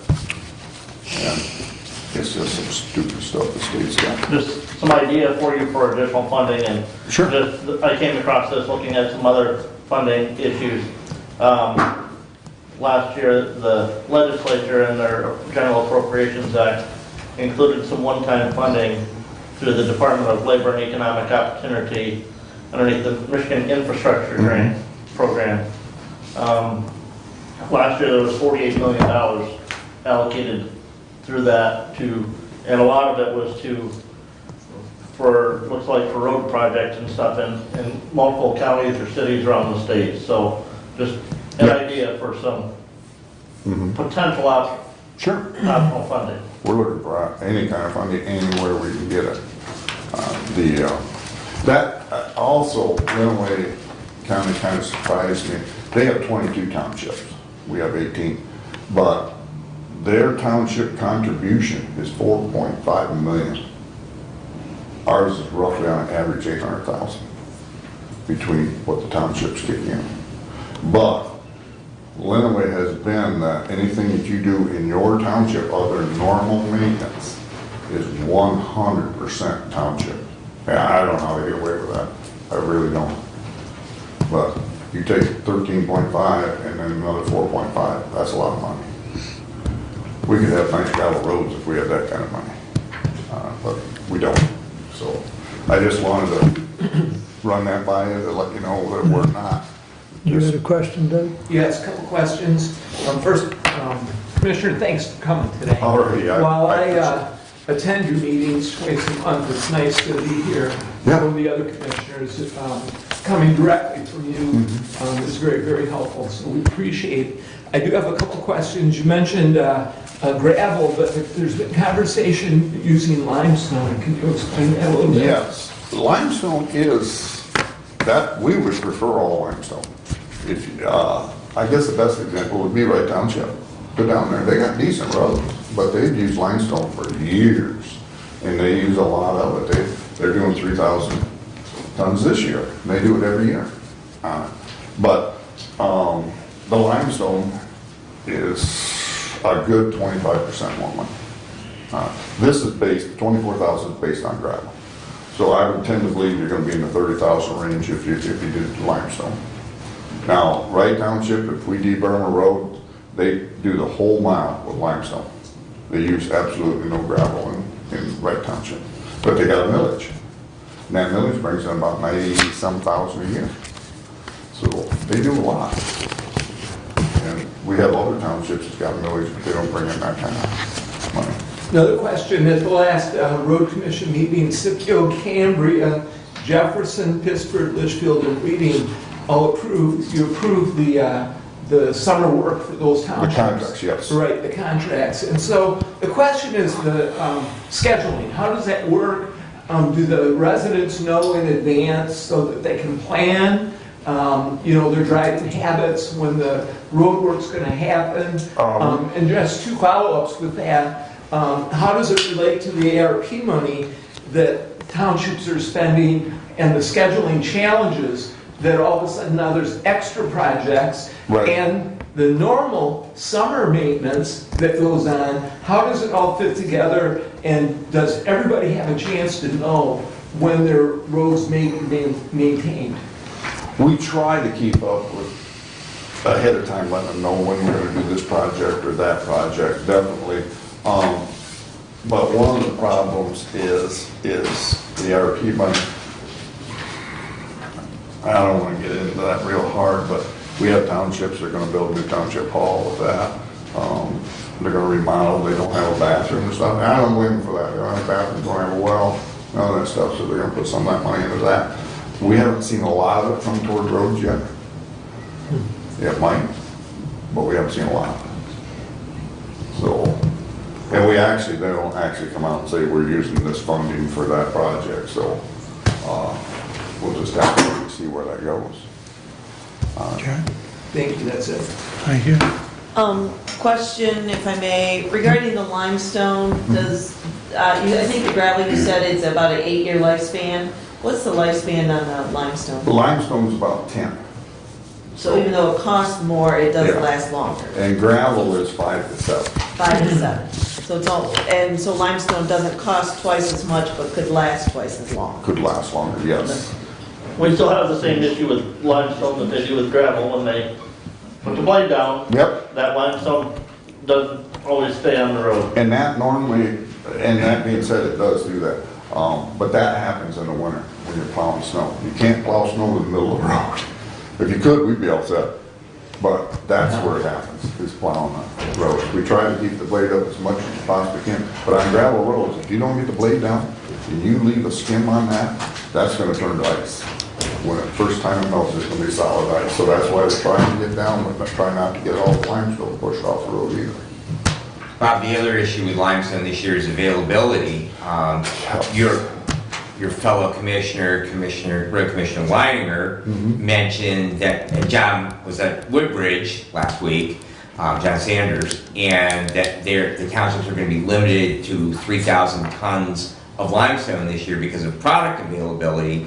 I think Woodbridge would like to buy 4,000 tons, and they basically twisted John's arm and said if he could get the product, then he would sell it to him. Yes. But that, this year I think there's funding, and because last year you concentrated on the paved roads, Right. and I know Woodbridge, they did not expend any of their $36,000 or $37,000 in millage funds because they do have road millage. So consequently, they've got a pot of money they'd like to spend, but there is, so I'm addressing this educationally for Commissioner Schmidt about the limestone, even though, yes, it's a better product and they've been using it down Woodbridge for 5 or 6 years now, that the problem is that you can't get it. Yes, and not only can't we get it, but some of the trucking is a problem too. Is a lot of these trucking companies that's got huge trucks, trains, they can't get anybody driving. It's just unbelievable. So is it truly a product issue or a trucking issue? Both, it's both.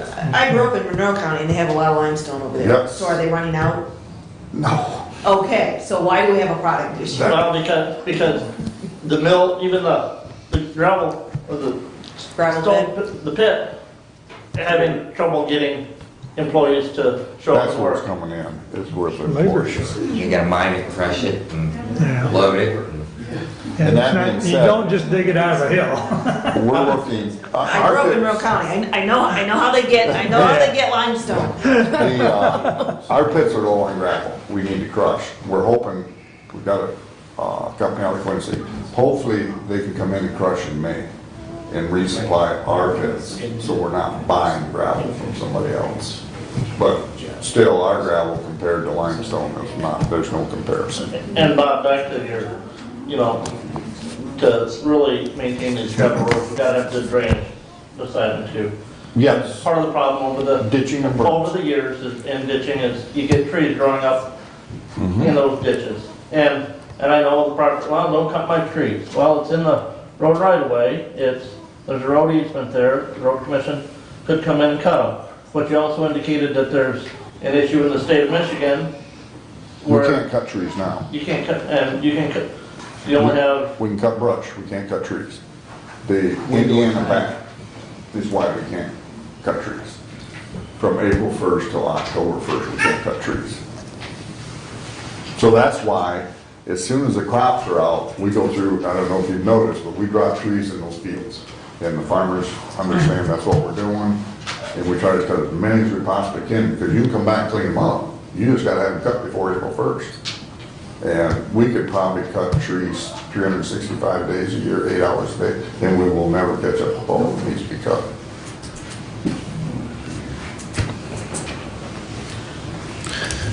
but you've also worked with farmers as well. But Oh, yes. if they want to cut them, you're more than willing to help them get the road closed so that they can, if they're in the road right away, so that they can get them cut and have proper signage out there. Yes, we'll furnish the signage, whatever they need. The 28-day Plus, notice.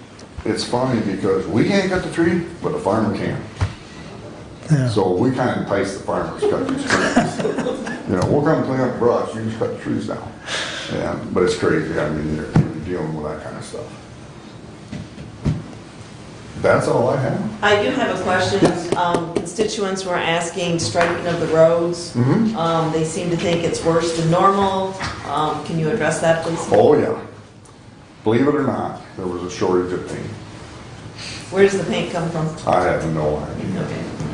But they are contracted to do more painting this fall. So, because there's some roads that didn't get painted last year that got paved and there's no lines on them.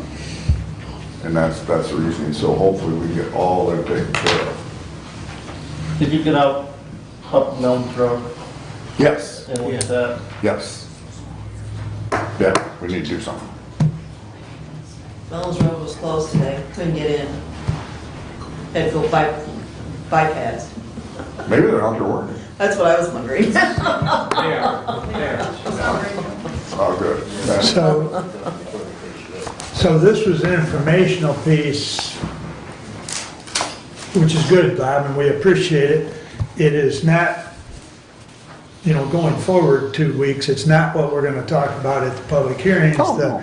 The public hearings, and I guess I say this more for the public, are designed at the section 224.6 under Public Act 283 of 1909, which allows us to bring that discussion of the 2 additional commissioners, which is the one discussion topic, and the other one being the Board of Commissioners taking over the road commission, which was changed some years ago. But, so we're not gonna be talking about roads like we were just doing on the 26th and 27th Right. respectively. We're gonna talk about those pieces. And actually, I brought that up at my 2 township meetings, that, go in and just express your opinion on the commissioners or on the takeover. You're not gonna be able to say my gravel road's terrible or whatever. Correct. Wait, public comment. They're all terrible, so we know that, so. Yeah, right, so just wanted to point that Yeah, I'll out. 'cause continue to do that. Someone did ask about I the, think Brad probably does it. I didn't miss yours last night, but I think we'll keep informing them. all right, appreciate the information. All right, thank you. Thank you, Bob. everybody. Say again? We can do that. We can do that. We'll take a quick 5-minute recess. We're gonna try and get out of here within an hour, so try. I'm trying to keep the rest of this short, if at all possible.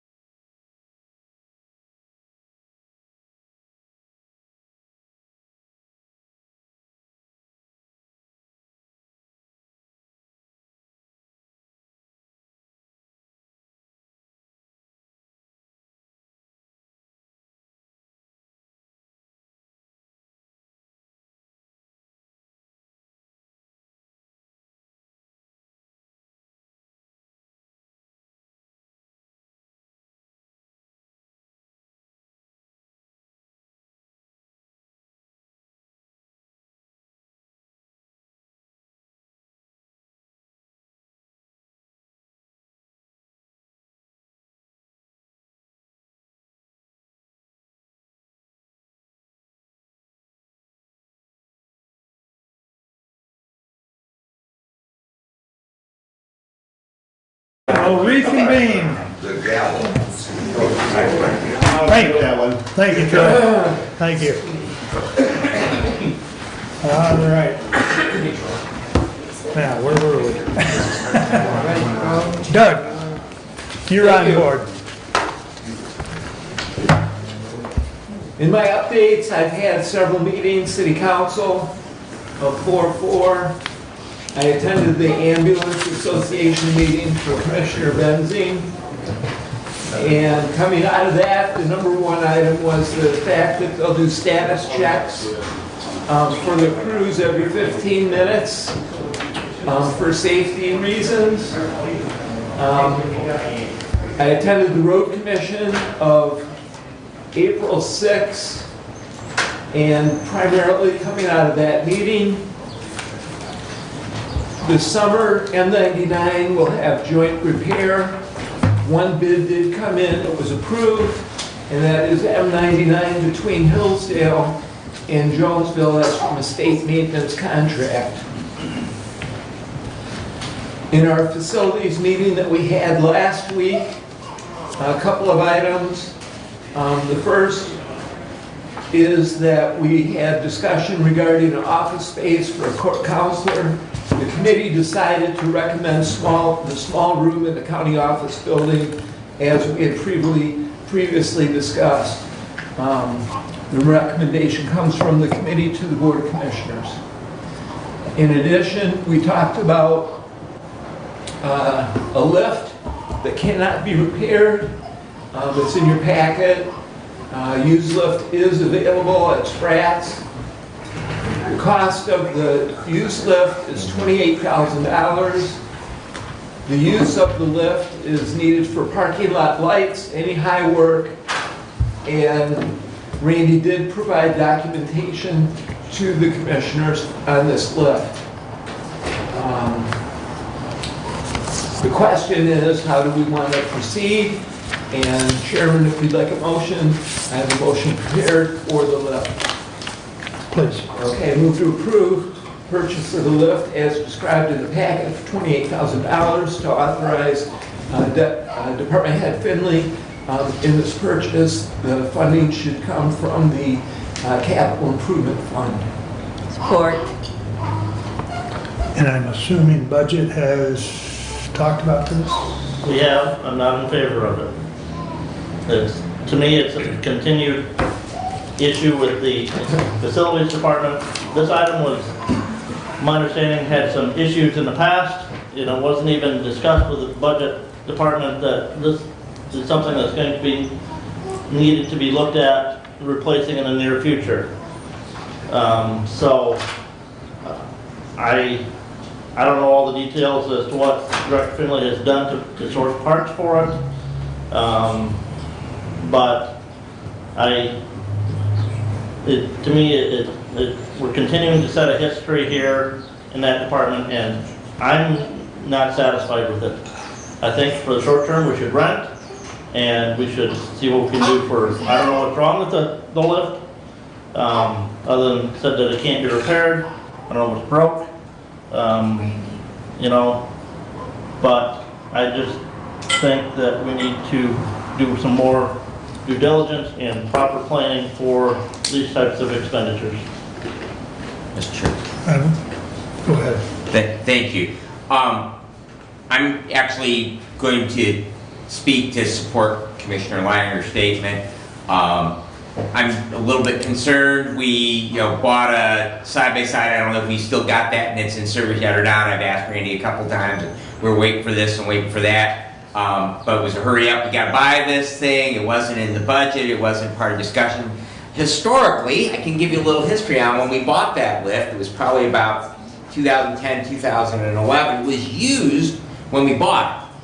And I think we paid about half of, maybe even less than half, about $10,000 for that lift, but it was used. But the rest of the picture here is I'm in agreement with you. I think that, renting that piece of equipment, local vendor has it, they do some rental, we have another rental contractor. We can do that, it can be part of the capital equipment request for next year. I think that's a good plan. I actually thought about maybe we just might want to think about, and I understand there's cost, sending an employee out to get it because it's towable. But the other question that I have as far as doing this in a little bit more longer planning is there have been some times when that lift has been inadequate to get to some of the places we need to on that big pile of sandstone over there. And so maybe we need to look at a little bit different tool. I understand that one's pretty easy to get in and out of some places, but we might want to look at something other than a single person lift, rather and look at something that might be self-powered and have a platform on it, be a little bit more practical, might be more money, but going through the planning process and putting a little bit more thought and then hurry up, hey, this one's broken, we can't fix it, and then jumping in and say, you gotta fund this thing. I think I would like to see a little bit more planning on it. So, thank you. Kathy? Well, I will address that the lift is a two-person lift. It's not a single-person lift. I don't know if it's if you control it from the two-person area, that I can't answer. But I do know that was said. I will say, my understanding with the old lift is that when it was very used. The new one that they're looking at as a used lift is slightly, only about $258. I don't disagree that I would prefer to have a better planning process, but there are times when things break and it's no longer fixable and it's time to move on. You do have the ability to spend the extra time it takes to get a rental lift in the interim while you decide you want to kick this around. And if we kick it around, we might find a different one for less money at the time, or we might find not a different one and end up spending more money. That is part of the process if you dally and don't move on this one. I think either way, it's whatever this board wants to do as to replacing that lift. We have money in the capital improvements fund because we have ARPA money. That's why we have money, so. The rental place, as far as taking time to go get it, I know the rental place in Coldwater delivers them. So you just tell them when you need it, they bring it, and they pick it up. So I can't disagree with the thought process of renting one for the time being so that we can actually run it through the budget process, which you're only about, 3 months away from commencing? So. Yep. Further comments? Yes. Doug? So there's a couple of things going on. One is the use and the need of the lift. This is more of a day-to-day lift. You know, if you have parking lot lights that need to be switched out, if there's a roof or an eaves that needs to be addressed. Is it for the high work that needs to be done at the courthouse? Absolutely not. But it's something that at need is available and would be available. As far as renting, it's very difficult to know the availability. These are units that get used a lot. Contractors use them. Do we need it daily? Probably not. But are there times when all of a sudden 3 or 4 projects pop up? For planning purposes, it's always good to have a plan of what your purchases may need. But it's very difficult to say when an item's going to break. You just plain don't know that. And could we go to eBay? Could we go to Amazon? Could we go some other source for parts? Maybe. I don't know. Is it truly not serviceable? Don't know. But I do know the department head has recommended that this potential lift is a good piece. My experience with Sprats in particular is that they take good care of their stuff. It's pristine. It's slightly used. If we're going to save some money and if we're going to purchase a lift, this is a good one to purchase. Now, I see Director Finley has come in the room, and if you have a specific question to ask, please do. He can directly answer your question. I'll allow a minute. Sorry, I didn't mean to We're pushed offer that. Yeah, I understand. Yeah. Go ahead. Randy, you want to make a comment? Yeah, or we have I think it's six standing work orders right now. We're waiting on a lift. Okay, so it's a situation that we use it quite often. The problem that we run into is it's $225 for every 4 hours. So, it gets pricey when we buy it, rent it for one light pole or lamp. It gets awful pricey to do that. That's one problem. The other problem, as Doug's already mentioned, is availability. If a contractor's in and he's got it for a week, he's got it for a week. There's nothing we can do about it. The third thing about renting a lift is you can't use it just for anything. For taking a tree limb down, they will not allow you to do that. I know for a fact that the cold water store will not let you do that at all. So there are limitations to what you can do with a piece of rented equipment, and understandably so. The reason that the lift, the current one, is not in the budget, is not in last year's budget, because it was in for repair. And we've been waiting, and they've sent parts out trying to get everything repaired, and it can't be done anymore. The company's no longer in business. We bought that lift 12 years ago, and I think we paid $12,000 for it. So, over the last 12 years, we've got our money's worth out of it, but it's no longer serviceable. As a matter of fact, I can't sell it. I'm going to have to scrap it because it's not safe to use. So, those are some of the answers to some of the questions that I heard. What's wrong with it, Randy? The main boom, the cylinder's scored so bad that you can't do anything with it. The cylinder and the hydraulic. Yeah, the hydraulic cylinder. The ram itself. Yeah, the ram itself, that big long one. Ours is not a compact one like you see there. Ours is just a one great big boom, and it doubles the length of it. And that boom is scored so bad from over the years of use. And it was a rental unit back in the day, and it was an abused rental unit when we got it. That's the reason we got it for the price that we did. But with that, you didn't get the life out of it. Is that the major issue with it, is the boom, the cylinder? Yeah, that's one of the major issues. The other one's a pump, the type of pump. That can probably be, gotten around, but that boom issue's one that they can't take care of. And I've had it to several, we've had the boom out, we've had it down to Angola and seeing what they could do with it. Okay. It's company in Jackson has it right now. It's had it since, since first part of the year. And because it wasn't in the budget, it's because we didn't think we needed one until it broke and we can't use it. So the shop down in Angola couldn't fix it? No. Could they get you a new boom, or a new cylinder?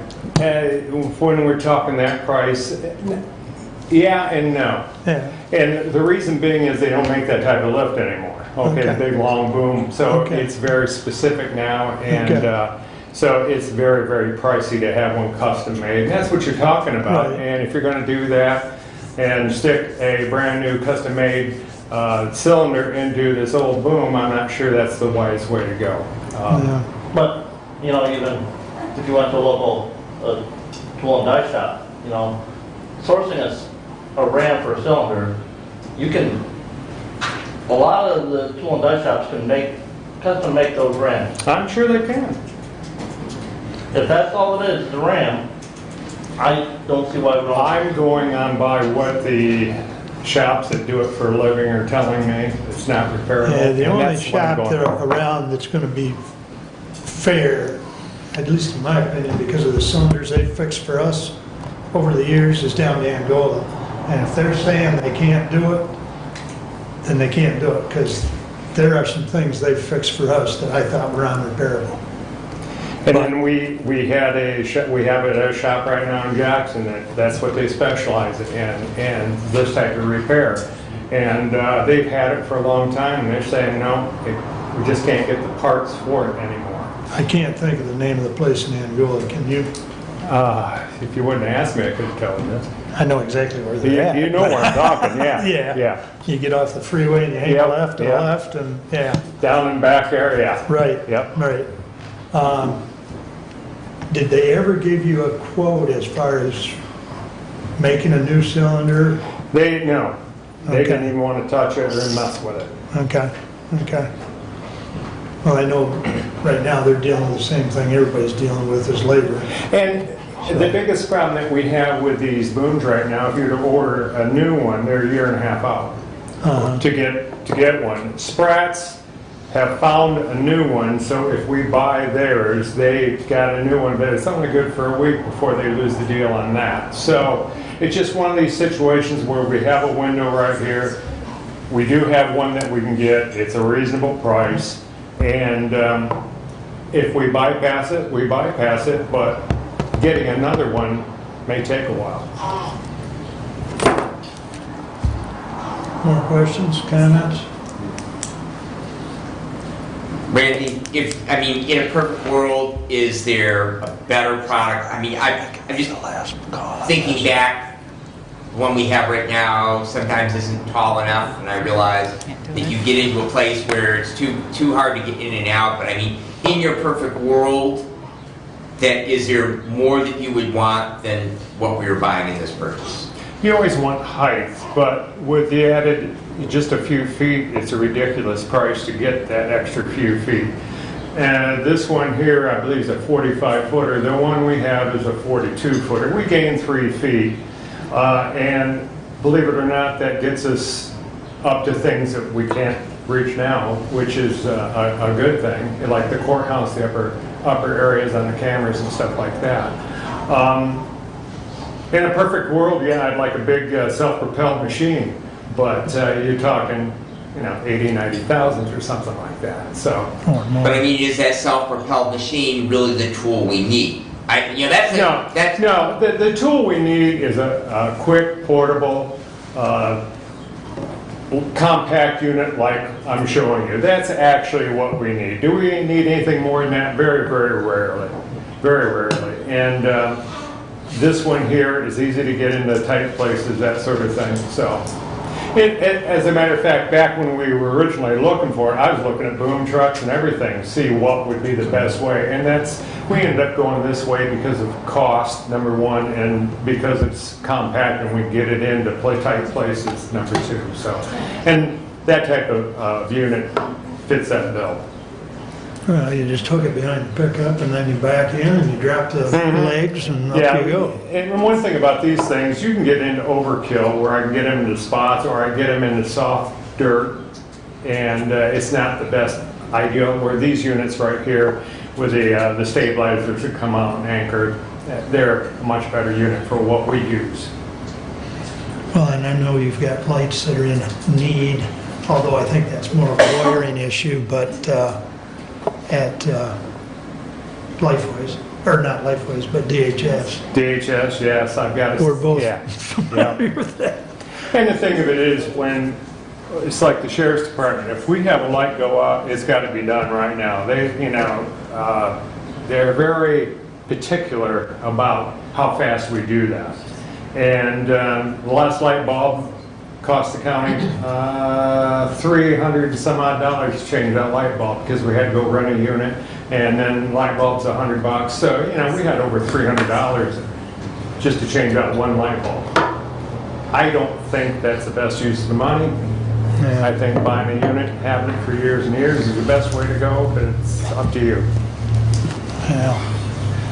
Randy, if you're going to scrap the current unit, I hear steel prices are up, so I'm assuming scrap prices are up. Do we have any idea what kind of money we'll get out of scrapping it? I'm thinking we're right up around the $180, $200 mark in shredded metal. Last I knew, we were up quite a ways. Better than it's been in a couple, 2-3 years, I know that. So how much do you think we'll get us scrapping the boom? I don't know, because there's certain things, I would take the batteries off it, have them for backup for this unit. If it can be done, I don't know if they take the same battery or not. I honestly don't have an answer for that. Okay. Any other questions or comments? Roll call vote. Commissioner Ingalls? Yes. Commissioner Schmidt? Yes. Commissioner Wiley? Yes. Commissioner Benzing? No. Commissioner Leininger? No. Thank you. Thanks, Frank. Okay, to continue my report, the facilities as well. Lost a custodian over the weekend, and it's been indicated that Randy would like authorization to replace, not hire a new person, but to replace one that he lost. And so I bring that to the commissioners at this time. I'll support that. If you're making it in the form of a motion, I'll support it. Brad supported. Replacement. I don't think that requires any discussion, but I'll allow it's a replacement. All in favor, signify by saying aye. Aye. Opposed, same sign. Very good. Move on. To continue with facilities as well, we have received the contract from Renaissance as of either late yesterday or early this morning, and Department Head Finley will review that, and we have already authorized him to sign that document. So that is in motion and ready to go. Will be ready to go. I did attend the Drain Board of Determination, very interesting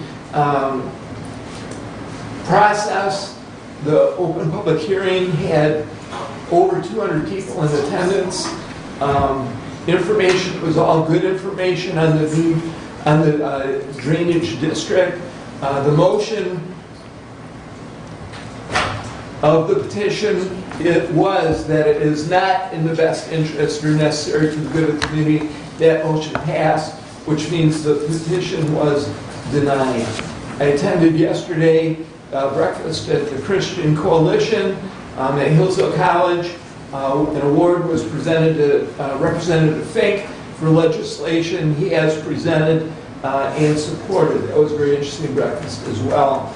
And then yesterday afternoon, I did speak with Judge Lisney, and we called and talked with Nathan Hall regarding the grant for the needs assessment. The grant is a $50,000 grant. We were told that the grant does have a 10% cash match, which we did not know when we applied for the grant, but that is the case. The next step is to receive the contract, and Nathan did forward me the plan of action for the next few steps. The prediction is 20 to 24 weeks once the contract is signed, and we'll have the result of the needs study for the courthouse. I will forward that email to all the commissioners so that you can see that as well. And that completes my report. Any questions, would be welcome. Yes. So, Commissioner, in regards to the space over here, I would be very much supportive of that we keep court offices in the buildings that we have already dedicated to the courts, and we keep administrative functions in this building.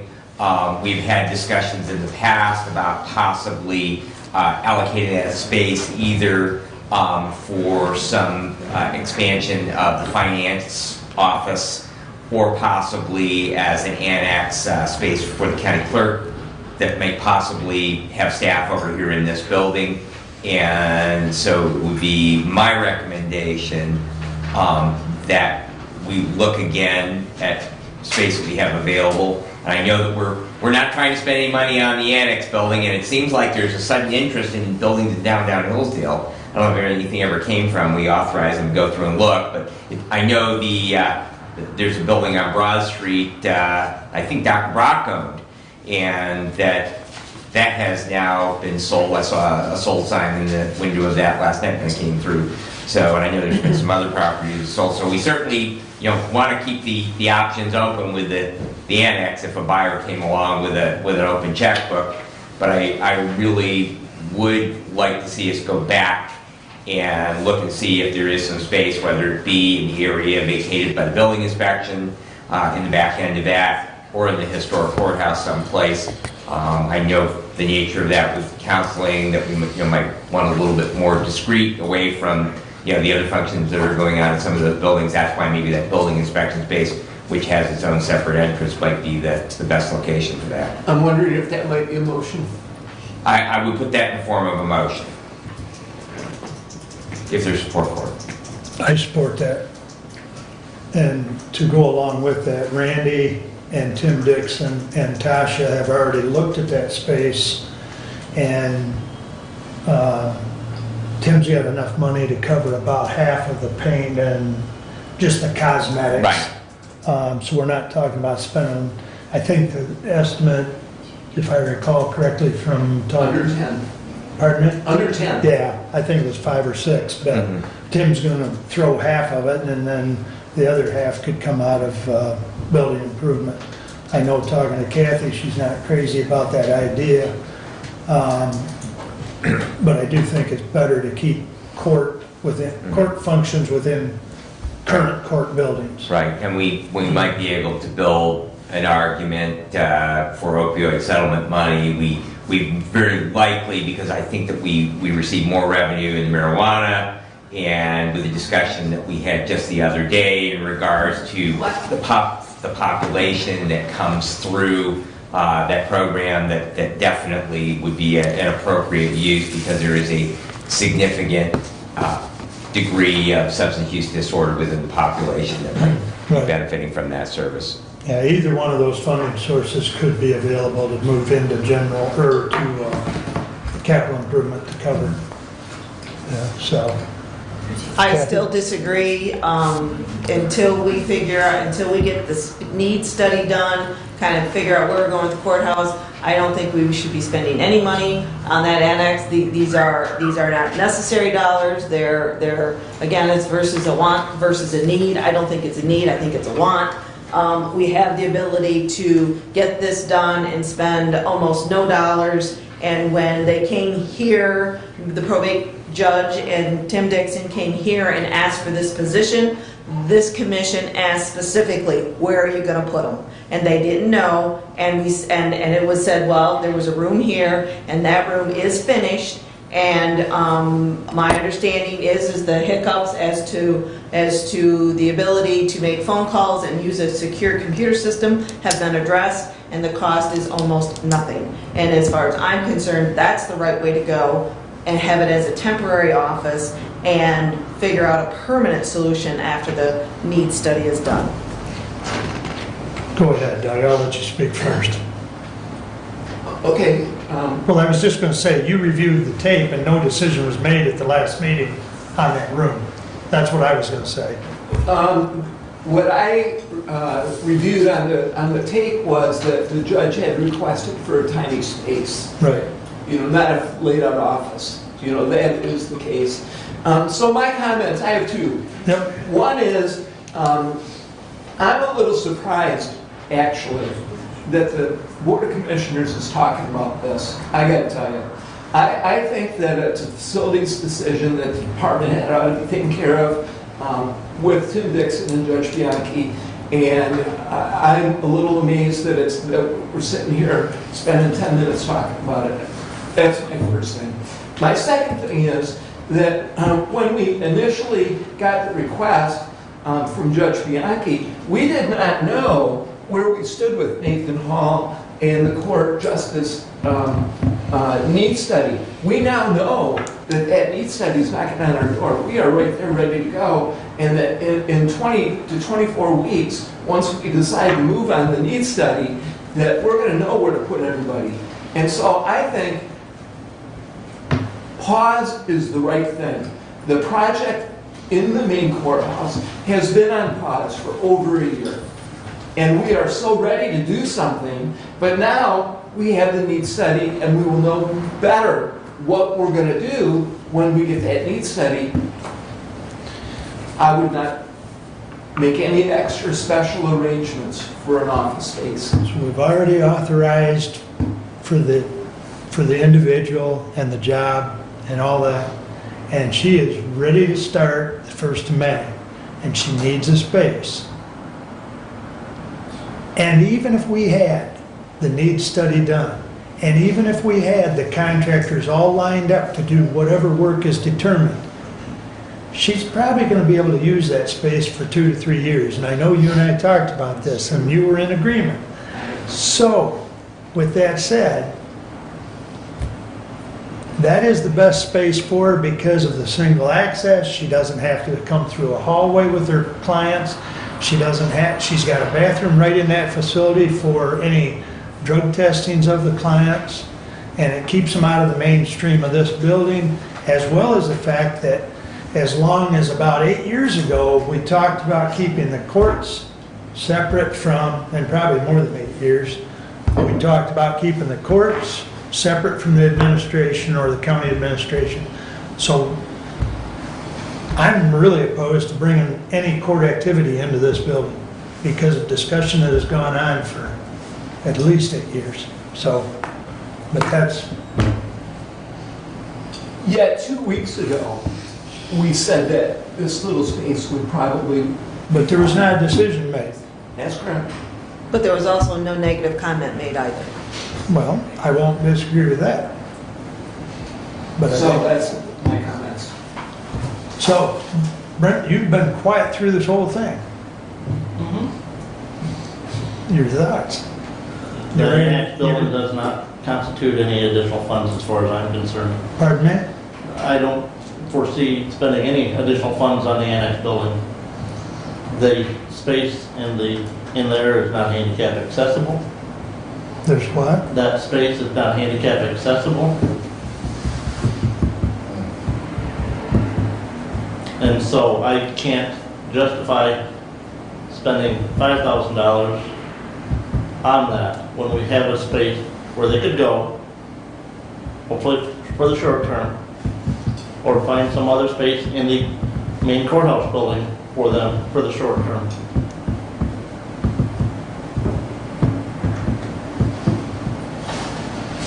I'm good with looking at the main courthouse building. Oh, there's a motion on the floor. Let's vote on it. All in favor, signify by saying aye. Aye. Aye. Opposed? No. Aye. Division? I think it's clear. I think it's clear. 3-2, it fails. So I think, and if I may speak on both our behalf, since we both voted no, we'd like it to go back to the facilities committee to have a space looked at in the court building and not this building. Okay. Is that fair? Okay, thank you. All right, moving along. What else we We'll got? do this later because I can't hear and talk. That's it. Okay. Kathy, that brings us up to you, please.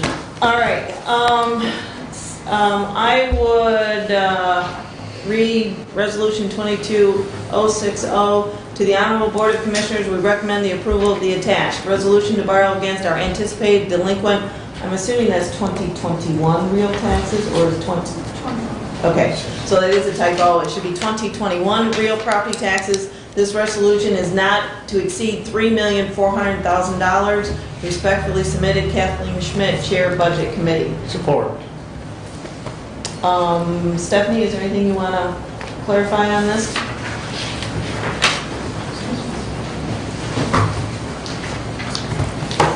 Stephanie Kaiser, Hillsdale County Treasurer, just to follow protocol. We're going to have, we do this every year. May 19th is our projected date where we'll open the bids. That's the date they'll have to, all the bids, give their bids to the bonding people, Baker Tilly. And then the closing of the notes will be on June 8th. This amount is always usually quite a bit less. The reason it's at 3.4 million right now, we had several principal residence exemption denials to the tune of $195,000 just about. So that gets added into that because those will be added into the delinquent tax roll May 1st. Just for a little history on why the money, what money goes into that. It's delinquent taxes without any admin fees. Some of the townships have admin fees, you can't include that. Or the villages as well, in the cities, so that's, we still have to pay that out though. Like I said, that amount will go down because we've had payments and we take it, they pick a date. Last year it was April 29th, where till that date, how many payments we've received for the 21 taxes. And I'm not sure about that typo on that, Kathy, because they consider it 2022 borrowing, even though it's for 21. So I'll have to check that. I don't have that resolution with me. I think when we looked at last year's resolution, because a constituent had provided that in an email within the last month, I thought it said last year was 2020 real taxes, and the note resolution also referred to 2020 real property taxes. It is, but at the top, it'll say 2022. It's called the 2022 delinquent tax anticipation notes. In fact, it's confusing because it's not for the same tax year, so it may be not correct either. I'll have to. Okay, so we need to verify those, but again, I think what we passed last year, based on what a constituent had provided me, I looked at that. I didn't actually go to our own county website to verify that, but I thought those read last year, 2020 real property taxes in the resolution, and the paperwork for the note also read 2020 real property taxes. But if you'll check on that, and then we'll make that correct. And Stephanie, while you're here, because this issue has come up, there's been some emails come in regarding last year's borrowing note that we did to cover the delinquent real property taxes. The county receives those funds and then pays those funds out to the local units of government Anything that's on your tax bill gets paid out. to make those local units whole And then we collect for the property taxes, and then when people do pay those property taxes, that comes to the county, and the county uses those funds to pay off the note that was borrowed, and it's a Correct. 3-year note. Correct. 3-year note or a 2-year note? I think it's 2.5. I think they're 2-year notes. I think at any one time, there's 2-year notes open, and every other year, you're I paying think one you off. said I 2.5 think. last time. I didn't look at it. I mean, I just pay them. I Yeah, know I think they're they're- due twice a year, and I pay them. And there's too many to keep track of how many, so. Because you guys keep adding them. Well, thank you, Stephanie. You probably haven't had any conversation with banks that we're probably going to be higher than the 0.4% interest Well, that that's we were why the at comment is going to be higher. a year ago. Especially since the Fed's just raised it. Yeah, yeah. Okay. Any other comments or discussion? Probably should have a roll call on this. Can you read the motion, please? Resolution. Do you want me to read it? Resolution? Go Got it. ahead. Yeah, it's pretty Go ahead, short. You want me to Kathy. go ahead and read it again? Please. To the Honorable Board of Commissioners, we recommend the approval of the attached resolution to borrow against anticipated delinquent 2021 real property taxes. This resolution is not to exceed $3,400,000. Respectfully submitted, Kathleen Schmidt, Budget Chair. Okay, go ahead. Commissioner Schmidt? Yes. Commissioner Wiley? Yes. Commissioner Benzine? Yes. Commissioner Leininger? Yes. Commissioner Ingalls? Yes. Thank you. Passes 5-0. Please continue, Kathy. All right,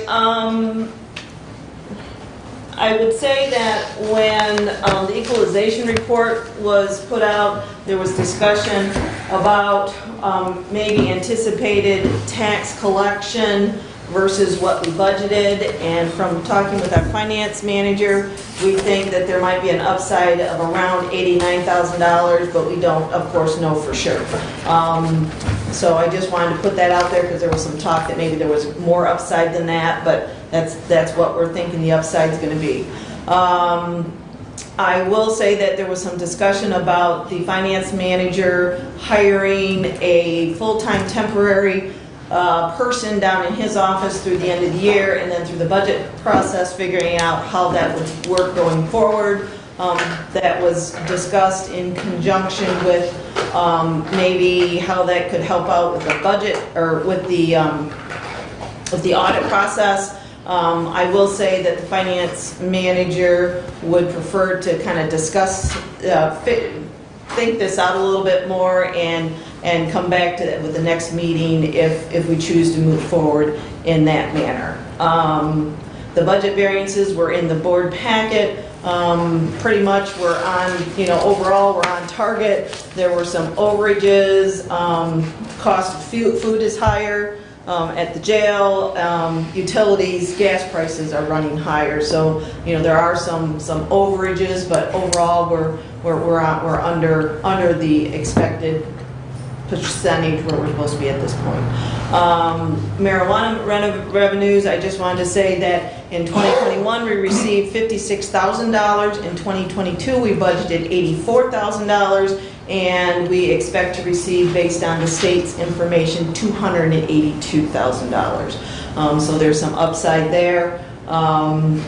And other than that, I've went to 3 of my townships last night, informed them of the public hearings that we're having.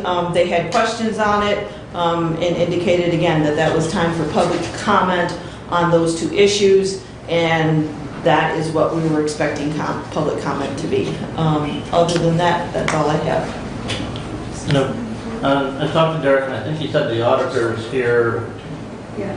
He moved it up from where it had been scheduled at. I believe he mentioned to me, originally they were supposed to be here around May 5th. He moved it back to June, but I think he was going to move it back up to around May 5th, is what my memory serves. So early part of May. Okay, any other questions or comments for Kathy? All right, thank you. Brent, that's... All right, I'm sending some notes out to everybody. Just a couple of things I want to highlight, and I made a mistake on that. I'm one of those, got word this week that Mike Krebs has resigned his position as Portage Extension. I've asked for some more information. I'm a little hot under the collar on a few things there, but I know nothing more. Okay. So. I know I sent you an email on that. Yeah. Yeah, you did.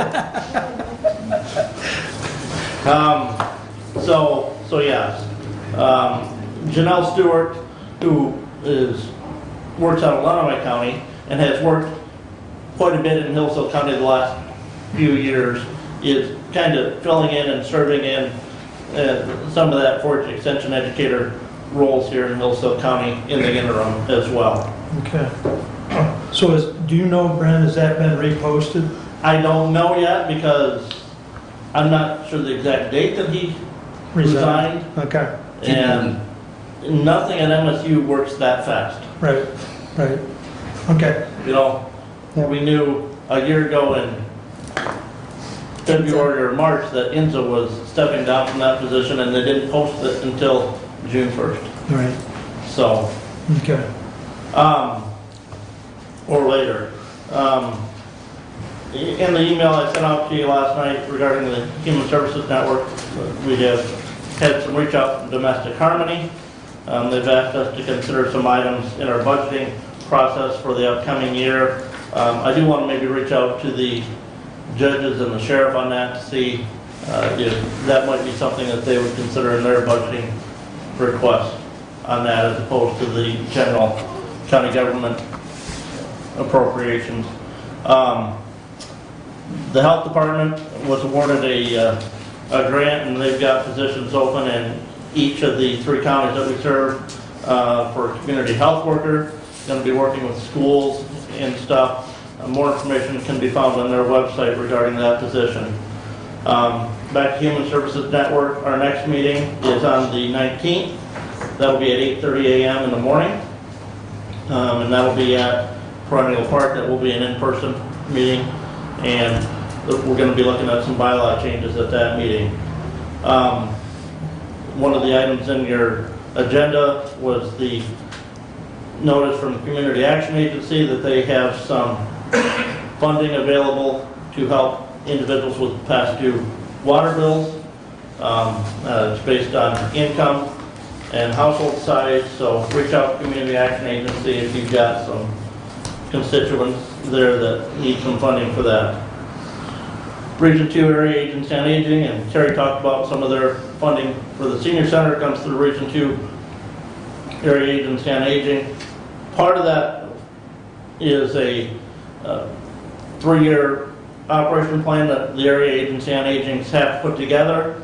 We're in that process of that 3-year plan. I had included in my notes that that meeting was today. It's actually tomorrow at the senior center at 1 o'clock. So if anybody wants to go and participate in that, and help have your input into the design of that 3-year plan for the area agency on aging. We hope to have our bids for the new building for Region 2 area agency on aging at our April board meeting. And if they come in line with our budget, we hope to have a groundbreaking for that building on May 20th as part of our annual celebration. That is all that I have at this time. Questions or comments? Mr. Brad, you're up. All right, I will try to make it as brief as possible. If you would, We'll please. start out with 22053 to the Honorable Board of Commissioners, whereas the probate court judge has budgeted $15,800 for part-time salaries from the general fund, and whereas the probate court judge has requested a summer intern position to be added for 2022 at $9.87 to $12.87 per hour for 20 to 40 hours per week for 8 to 12 weeks, and whereas the intern would assist the probate judge, juvenile magistrate, the family treatment court, case manager, and their employees by, but not limited to, reviewing and assisting with managing case files, answering telephones, drafting memos, shredding confidential documents, and preparing notices to the public and attorney, and therefore be it resolved, the probate court judge be permitted to hire a summer intern position not to exceed $7,000 in total cost of wages and fringes associated with the position. Furthermore, the fund shall be taken out of account 101-294.00705-000. I would move for adoption. Support. This was in consent. The attachment was what? Correspondence 7, I believe. And the reason we pulled this was the budgeted number, 15,008, was wrong in there, so the number was corrected. So, is there any other further comment or discussion? Just I would like to add that this did go, and mostly for those who might be watching on the video, that this did go through our process. We did have job descriptions submitted for it. We did have the request cleared through budget. Budget didn't sign off on it. So basically, everything has been done according to the plan that we have set in place, and this is the final product of it. And I concur with that, because we did on both, well, there was actually, 3 positions that we did the process. And I would like to thank the court for their cooperation in doing those processes we put in place since last year. Any further comment or discussion? All in favor, signify by saying aye. Aye. Opposed, same sign. Resolution passes. Please continue. All right, we'll move on to 22056 to the Honorable Board of Commissioners. Whereas the district court judge has secured a grant that will fund a part-time probation officer 100% at a rate of $19.46 per hour for 8 hours per week for the length of 1 fiscal year. And whereas there is no match required from the county as part of the grant, and therefore be it resolved, the district court judge be allowed to complete the hire of the part-time probation officer for the remainder of fiscal year 2022 to be renewed automatically if grant funds are awarded in a sufficient amount to cover the cost of the position for a subsequent year. The rate is to be set at level 7 higher in rate on the professional managerial pay schedule, which is $19.46 per hour for 2022. The position will follow the pay schedule for subsequent years. The position is for 8 hours a day as specified by the district court judge, and I would move for adoption. Support. Just for everybody's information, Renee and I are actively involved in that. We're on the Zoom calls. Laura Ray has a monthly meeting concerning this because it involves not only this position, but it involves reach out to Ann Arbor VA and other local, providers for service. So, Just a question. In that last sentence, should that not be 8 hours a week? I think in one. yeah, you are correct. We changed it to week in the first. Yeah. Yeah, that needs to get changed. We'll correct that as well. The only concern I have is that it's the automatic renewal if future funds are available, and I have a concern with. What's your concern again? That'll be automatic, the position will be automatically renewed if grant funds are available. And to say we're gonna have this one, and I know the district court judge has talked to us in the budgeting process about the need for an additional probation officer to begin with, and just, you know, in that consideration, if we have the funding for that in the future, if we could, you know, say that, well, now we're gonna hire another probation officer and have this one for 8 hours a week, and because we've set language that it's going to be automatically renewed. Commissioner, I would just speak to that we have other grant funded positions. I mean, Secretary of Road Patrol is really, it's an appropriation that comes down. That officer position is basically subsequent to funding being available for that. And if we add an additional officer, same thing. There are other places throughout the county budget, there's 100% grant funded. That is the case here. Basically, I think what the resolution is saying is, if the grant's renewed, the position continues. If the grant isn't renewed, then the position doesn't continue. And I really don't see any difference than many other places we do very similar things in county government. There are several, to include MIDC, that pays for an officer. Public defense, yeah. Yeah. So that's just one more. Yeah. I mean, there's a whole list of them, Brent. And quite frankly, Brad's absolutely correct. If the grant funding doesn't renew, that position just goes away.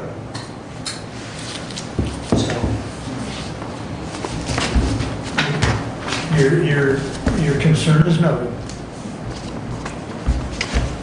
Any other comments or discussion? All in favor signify by saying aye. Aye. Opposed, same sign. Aye. So it's 4-1. That's still passes. but thank you for your comment.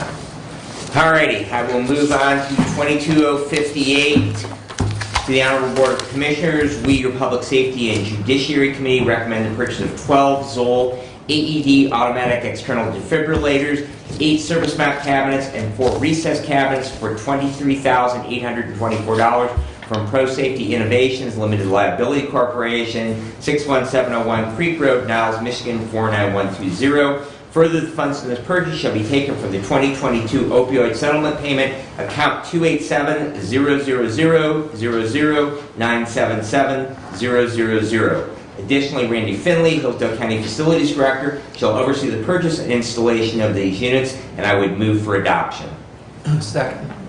Thank you. And if I could just speak to this, first of all, this quote I did get is updated because you might recall I got quotes on these last year. So this quote is as of last week. I will also speak to and criticize myself for places where I have criticized because there is not a budget line item for this. It is actually a brand new account item. And so I would, as part of this, would request that Budget Committee come back with a budget amendment that does create the line item for this. The reason why that I want to get this moving, we have been talking about this. It is a health and safety issue. We do not have these units. This building, when it was constructed, we did not put AEDs in it. I will be attending a cardiac arrest conference at Western Michigan University, my alma mater, School of Medicine. However, I'm not a graduate of the School of Medicine. But later this month, and Dr. Fales, the State Medical Control Director, will actually be speaking about considering ordinances that require buildings open to the public to have AEDs. Incidentally, policy which I would be opposed to getting into that realm, but I think that it is practical and a public safety issue that we be responsible when we get these units in our building. Lead times are long on these, like everything else. It is going to take 3 to 4 months before we get delivery of this equipment, and so it is important. We've got the money. We're going to get the first check from the opioid settlement money this month. By the time we have to pay the bill on them, we should have the budget amendment in place, and we'll also have money in hand to fund them. So I would like to get it moving, and I would be delighted to be beaten up by either of my budget side commissioners. Thank you. Before I let you go, I want you to know that I'm supportive of this because it's the opioid money I've worked so hard to get for the county. And Derek already has the account set up for it, so that account number is real. Yeah. So. And I understand that. I'm gonna come back to the same issue that we had 4 weeks ago, dealing with the sheriff's department purchase of the 800 megahertz radios for the sheriff's department. And we knew that this money was coming, but here again, it comes back to the same issue that we had. And I'll say, shame on us at the budget committee for not working with Derek to make sure that we had a budget resolution, an amended budget resolution to add these accounts in at this point in time. Because last year in the budgeting process, with the conversion and the changeover in our chart of accounts through BSNA to the new chart of accounts to match the state reporting guidelines, we couldn't create any new budget line items. And so the special revenue fund for this opioid funds up until middle of February, I think is when that chart of accounts conversion actually happened, or maybe it was even It was sometime in February when they finally got it. later than that. Yeah. But, and again, I'll take part of the blame for not saying, Derek, we need to get these other two budget resolutions done. But I would still prefer that we get the cart before we don't get the cart before the horse. We pass the budget resolution, and then we pass the resolution authorizing the expenditure out of the account. I know Derek's got the numbers created out there, but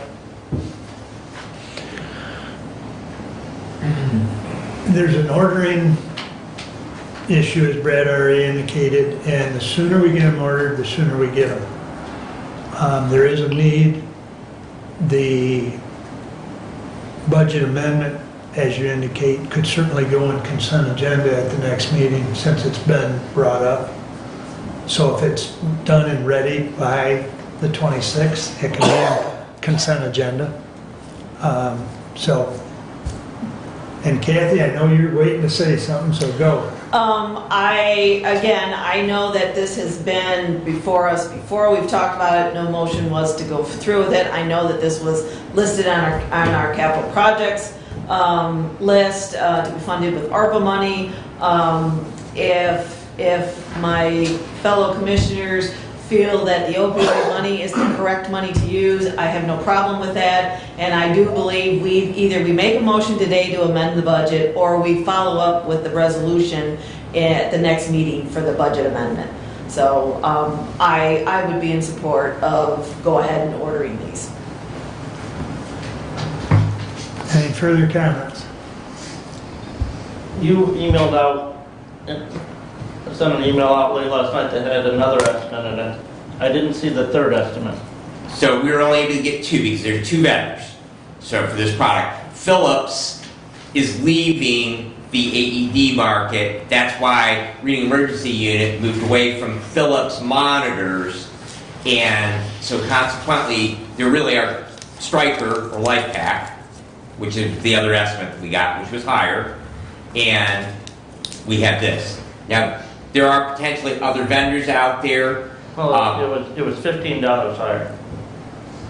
But that, I'm sorry? It was $15 higher. However, that estimate, if you look at the date on it, was from 6 months ago, so I do not have updated pricing on that. And what was their availability as far as same thing. Same thing. I've been told 12 to 14 weeks on this product right along. So, and the other, just, again, as far as vendor-wise on it, 2 of the 3 EMS agencies potentially would respond to our buildings. Hudson EMS and Reading Emergency Unit use Zoll equipment. So that also, I live in a LifePak world, and Somerset EMS also uses LifePak monitor. So the Stryker would actually be my personal choice. But from a financial standpoint, the Zoll is less dollars, and also from a practical standpoint, since 2 of the 3 potential agencies that respond here, they should be able to unplug the pads where the need to apply an AD, they should be able to unplug those pads and just plug them into their monitor. So I'm actually surprised you haven't brought up the fact about liability. We are at a liability with without having these. No. But that could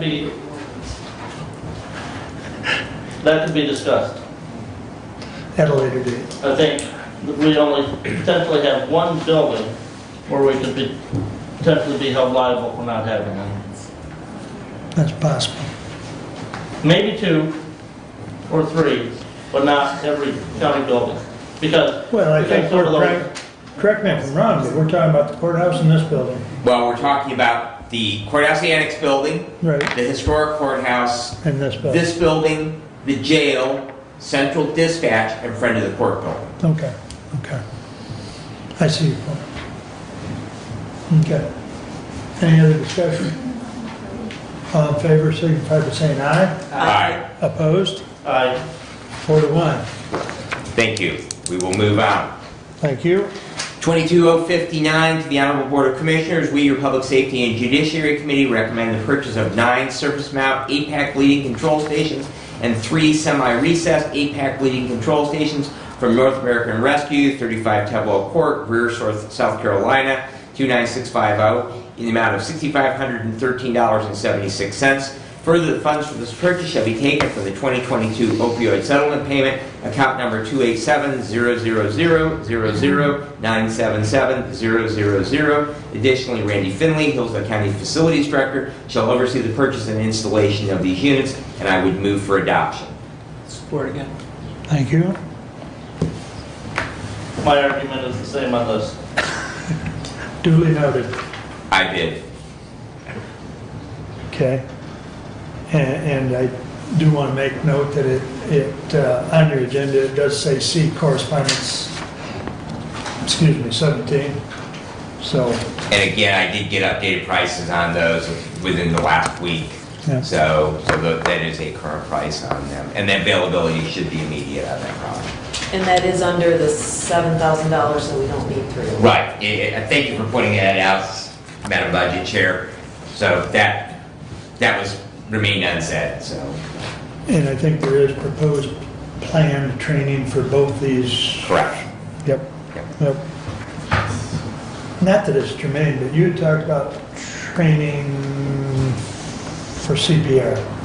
Yes. So that would be part of the AEDs, and we're still trying to find a provider for that. So the 2 providers I've reached out to so far have been unavailable to do that. The company that we are purchasing the AEDs through, they do training. The question would be, with the distance of travel involved and the number of employees in multiple days to try and accommodate, if they would be able to, but they would be able to. So that training will all be. Right, and it would be AED, stop the bleed, and naloxone or Narcan administration, and train all of our employees. Great. Okay. Any other comments for Brad on resolution 22059? All in favor, signify by saying aye. Aye. Opposed, same sign. Aye. 4 to 1. Thank you, Commissioner. Please continue, Brad. All righty, I will try to be brief.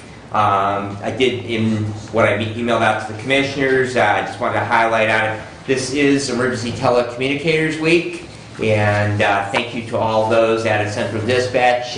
Following the 911 board meeting this week, I believe that they're going to have a little bit of a family event. And I believe that commissioners might be encouraged to possibly at least say hello and thank you to those individuals. Yes, sir. Due to the weather tomorrow that we're expecting, Okay. we may want to consider moving that to like Thursday. So Okay. we're supposed to get thunderstorms pretty much all Okay. tomorrow. Okay. 1-hour winds. So I don't think it would be very conducive. So we'll probably, I'll email you later this afternoon, but we're probably going to move that to Thursday. Okay. Very good. So, thank you, Mr. Whitaker. All right. Do have prevention weeks later this week. Just a couple of highlights because we have asked about them.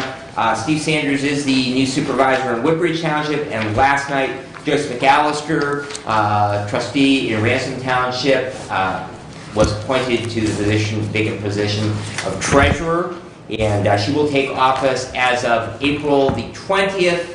To bypass the April 19th filing deadline.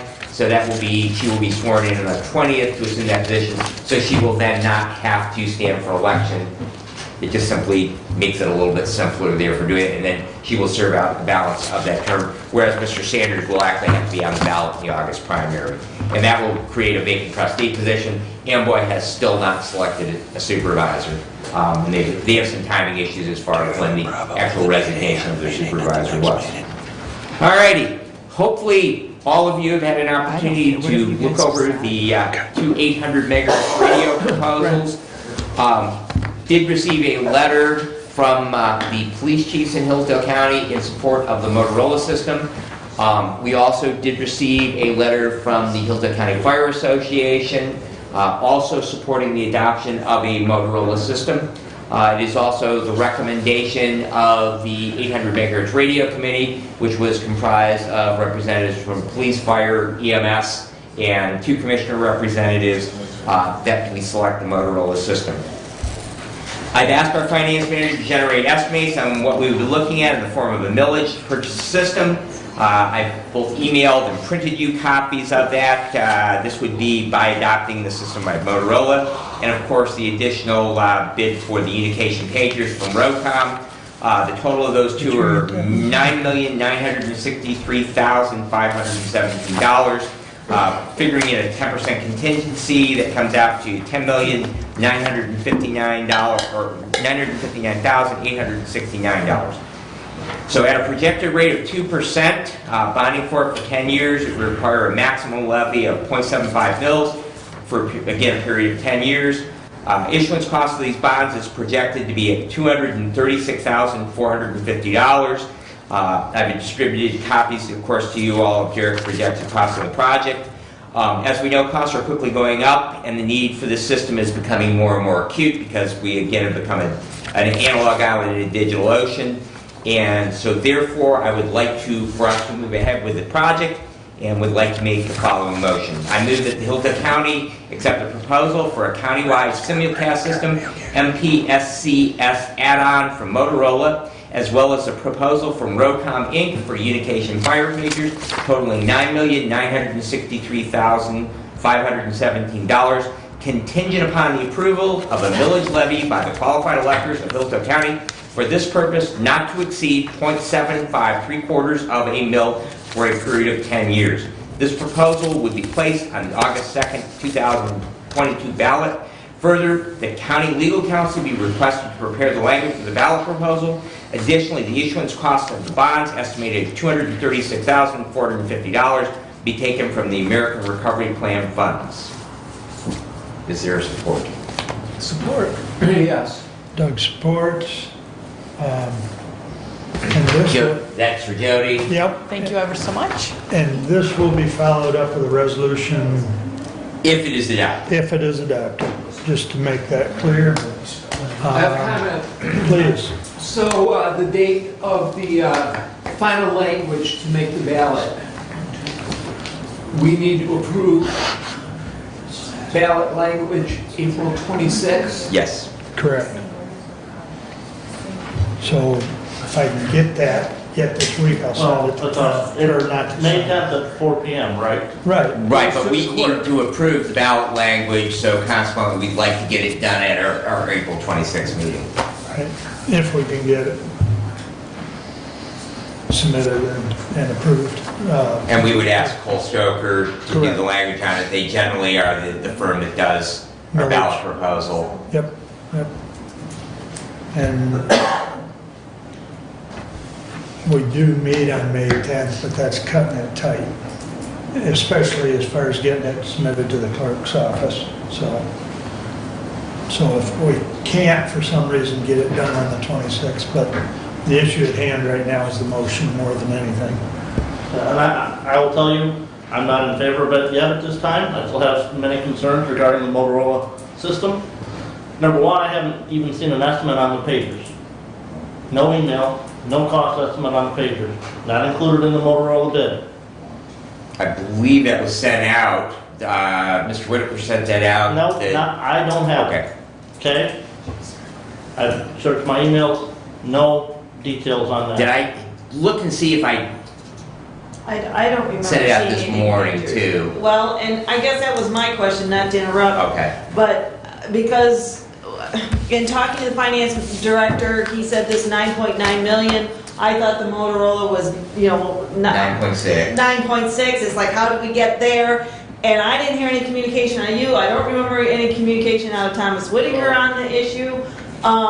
And so I didn't know how we got to 9.9 million. And I would say your resolution today, you also did not email that to us either. And yet you seem to have something very much formalized. It's not a resolution. Okay, excuse me, a motion. It's a motion, You did not Right. share that motion as part of your report, correct? Correct. Because again, as budget chair, if that would have been shared, I could have then asked the question, well, Motorola is 9.7, where'd the pagers come from?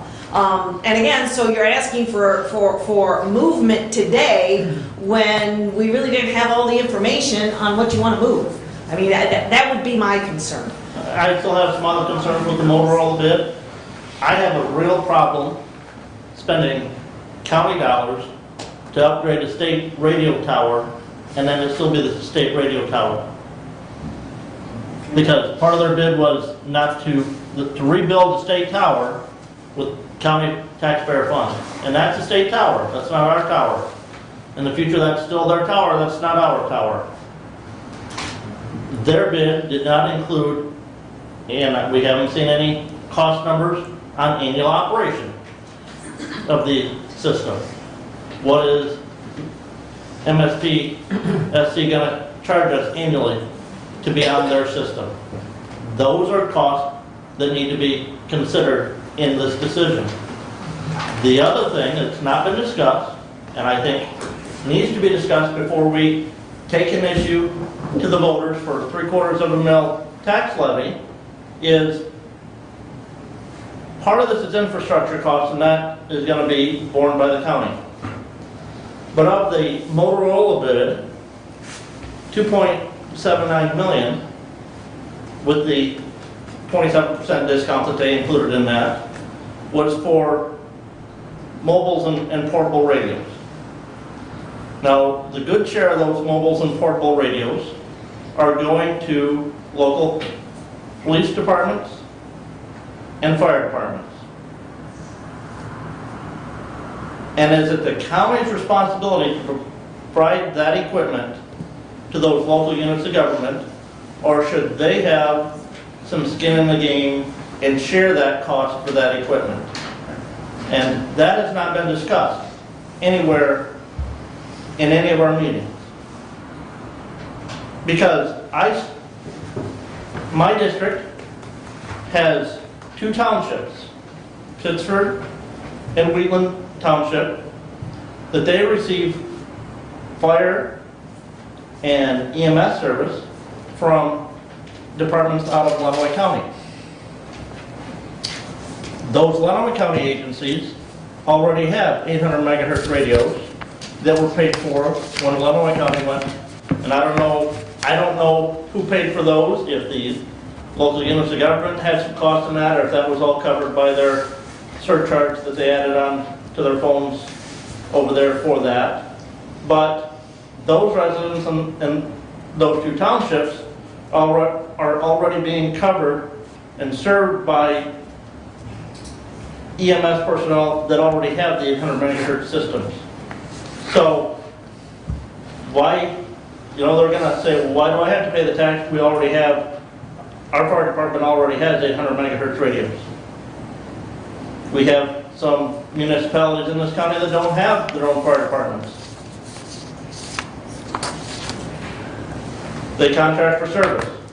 Again,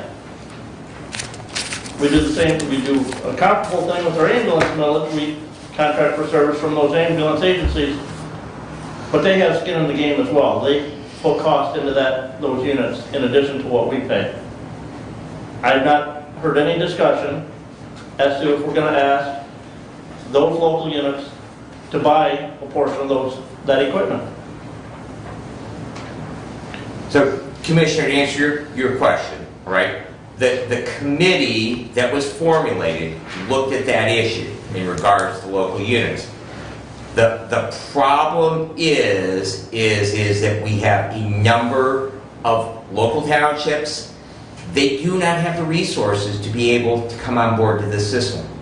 And so consequently, we would be asking them to put up money that they just simply do not have. And so consequently, to get everyone on board, the idea was, brought forward by the committee, was to get everyone equipment, get everyone on the system, so we don't have a situation where Hudson EMS has a cardiac arrest patient and they're unable to contact the hospital because they have 800 megahertz radios and the hospital is on VHF and they're bringing that patient in and they can't call reporting. So there are problems even with the existing system now, and even though some of those departments do have 800 megahertz radio, they don't have the ability to communicate with other ones. The other issue is speaking to about that coverage area. Yes, that is their primary coverage area. However, if they go down, as far as if they're out on a call, they're down a car, then one of our other agencies has to move in to cover that area. And the likelihood, very honestly, is it's probably going to be reading emergency unit because they're going to be moving. I mean, first of all, they have the most cars up, potentially 2 to 3 cars. They've been actually doing pretty good at having 2 cars and an echo recently. And so consequently, the possibility does exist that they will be in those service areas and they need to have that communication capability. But as far as talking about funding it, that really has been discussed. It has not been discussed at this board level. It was discussed at the committee level with the idea of bringing a complete package to this Board of Commissioners for a final decision and moving forward with it. It's part of the reason for committee work. It is, but you say you're going to bring a complete package. We don't have a complete package for Motorola, as far as I'm concerned. That bid was not a complete package. It didn't include the pagers, and it doesn't include the annual operating expenditures. I don't have my notes with me, but I know the gentleman stood up and told us what the MSPC annual cost was. I know he did, and I know I wrote it down, but I don't have those notes with me. So that number was provided to us.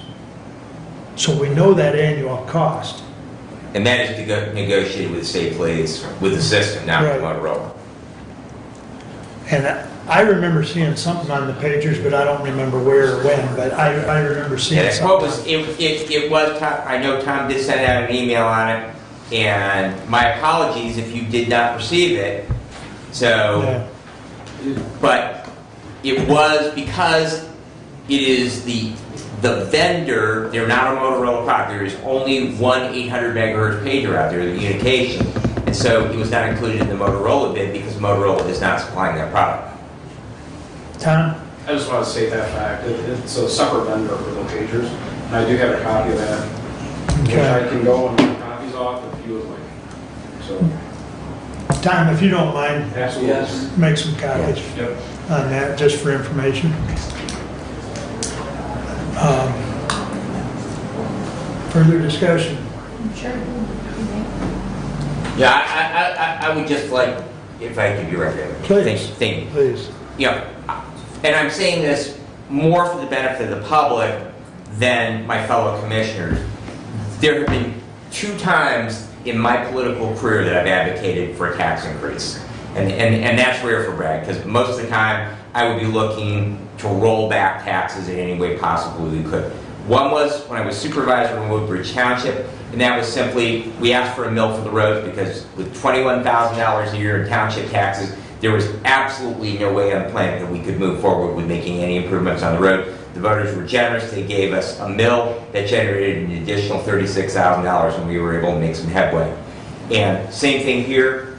The only way that I can see that we are going to get on this system and be compatible and have the interoperability with the surrounding counties, the surrounding states, is by doing this as one project. A year ago, when the sheriff brought the issue to me, there was an officer safety issue because he was unable to communicate with surrounding counties, and that is why I was willing to engage this project and take it on. But I told him then that if we were going to do it, we had to do it for every one of our public service agencies with the county. We couldn't have central dispatch operate 2 different systems, one for fire and EMS, one for law enforcement. And so I've gotten on board with this, and again, that it's difficult for me to go to people and ask them to pay more in taxes. But I do think that it is a critical public safety issue and that the cost will be more expensive tomorrow. And we've been talking about this. I can remember 14 years ago talking about this with the undersheriff in his office and how we would never be able to afford it. We have now reached the point where we really don't have a choice. We are going to have to do it at some point. I'm not in favor of higher taxes, let me make that clear, because but this is one of those necessary evils. It is, and I know the need for the 800 megahertz radios. But, you know, and I understand the local fire departments, the local police officers like the Motorola system. But the taxpayers need to know that we have a bid for $1 million less. And that was actually more than $1 million less. No. It's 8.8, this is 8.9 million, $1.1 million less. No, because I think on the other one, well, correct me if I'm wrong, we have to buy these pagers with the Kenwood? No, that was, Okay, so then, all right. It's about 1 point. Okay, then I agree with you. Yeah. Because I was looking at those bids last night, and like I said, they were not adding up with what my finance director was telling me, and I didn't know where the numbers came from, and this is the piece I never heard. And so, part of the Kentwood bid included pagers. Okay, and evidently I wasn't listening well by the time that was said at the meeting, because again, I did not hear that the Motorola wasn't all-inclusive and that there was another piece to it. yeah. So, I appreciate your comment about Kenwood being cheaper, but I also know I've had a couple emails with Lieutenant Stoner, and I know he emailed all of us. And I know he's even made the comment that, you know, I was the only one, or maybe one of two that responded back to him. You know, and he was disappointed in the presentation as I was, because I thought Kenwood presentation was much better, and their package of information was better. But with that said, Branch County's having problems. Matter of fact, I had a first-hand conversation with somebody yesterday from Branch County where there was a problem with Kenwood and the fire department, and consequently, you got a blazing house and the fire department wasn't, you know, notified properly because of the radio problem. So is Kenwood the one? I would argue, based on what I heard yesterday, no. So Branch County's working the bugs out, but do we go with a cheaper system just because? And yes, price is not, you can't just go on price, I understand that. Right. Okay, you know, we paid for a survey, and the survey said we needed 6 towers. Kenwood came in and said, well, we can get by with 4, and those are your towers. Now, there would be a little cost to upsize those towers, so we would have space that we could sell on those towers to potentially generate some small revenue from that, leasing space out. Kenwood's at 3. And only 2 of those are going to be our towers where we're going to be able to sell space. They own the 3rd. The state owns the 3rd. But we're still paying for the upgrade on that. That's still a bone of contention for me, is that we're paying for the upgrade, it's not our tower. Having said that, though, the state who was here also indicated that future upgrades are on them and not on us. Now, yes, there's a fee that we're going to pay yearly, but in 10 years, I would hate to think that if we went with JVC or Kenwood, if we went with Kenwood, if in 10 or 15 years we got to replace all the towers because that becomes more economical because now all of a sudden we're so out of date. Yeah, I don't know how that all works. I do know the cost of software, and it's very expensive to keep up to date. So, and I would say that hasn't really been quantified in this proposal. You know, what that annual maintenance is going to be. I would also say I don't know what our current annual maintenance is. I mean, if it's been said along this process, I don't remember. So the only thing is going back to the study that we had done last fall. I do believe there were some estimates in there, additional annual operating costs were going to be about 50 grand more with the 800 megahertz system than the VHF system. If I remember that. There was a number in there for additional operational. Now that was maybe based on 6 towers as opposed to 3 towers. Well, I thought it was 4 towers with Motorola. No. Are we only Well, 3 we're, Tom, you want to speak to? We'll have three of our towers, and then there is the state tower within the county that is there regardless.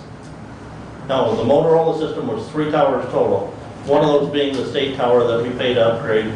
The Kenwood system, so we were building 2 towers. The Kenwood system was 4 towers total. All our own towers. Kenwood But we was still would be still, using the state tower. Kenwood was still included in the state tower as We were one of the still- we were 4. Still, no. Yes, Yes. we were. No, there was Yes. 4 other towers in addition to that one. No, sir. There was 5 towers total. I don't know. Because the state tower wouldn't be included in the Kenwood proposal because they're not on They're that not going to system. upgrade that tower. Well, they're not on that system. So it would be, I mean, we wouldn't be utilizing that in our web.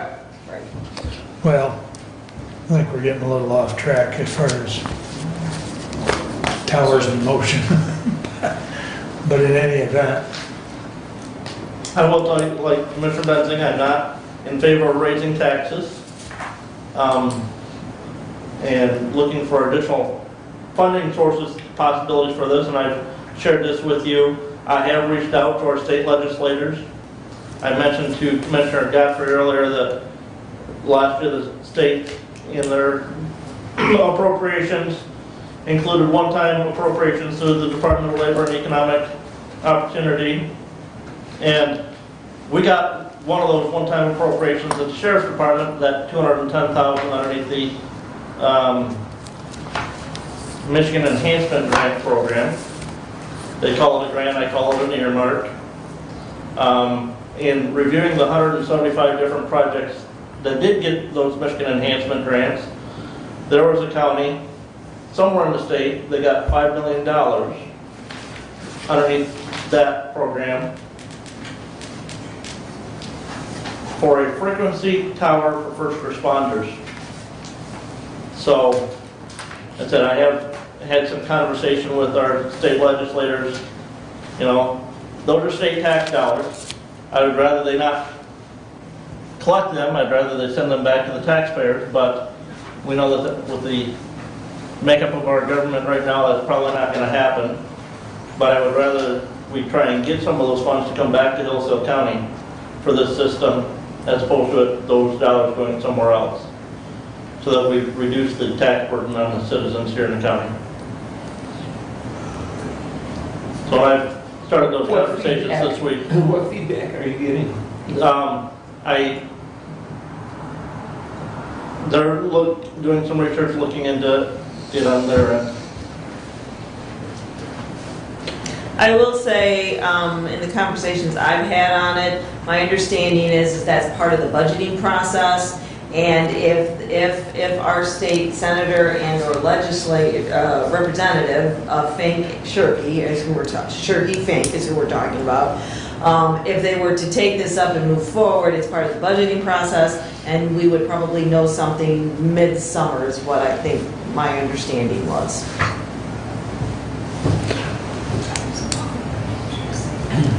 assuming we put this millage on, assuming it passes, could we use that money if we got it to pay down some of this debt and then the millage is done early? It depends on, possible, depending on, some of those bonding issues that you do. Right. Sometimes you can't, and Stephanie would be able to speak more to this, sometimes you can't pay them off early, or you can only pay a portion of them off early because of the term to those bonds. Right, right.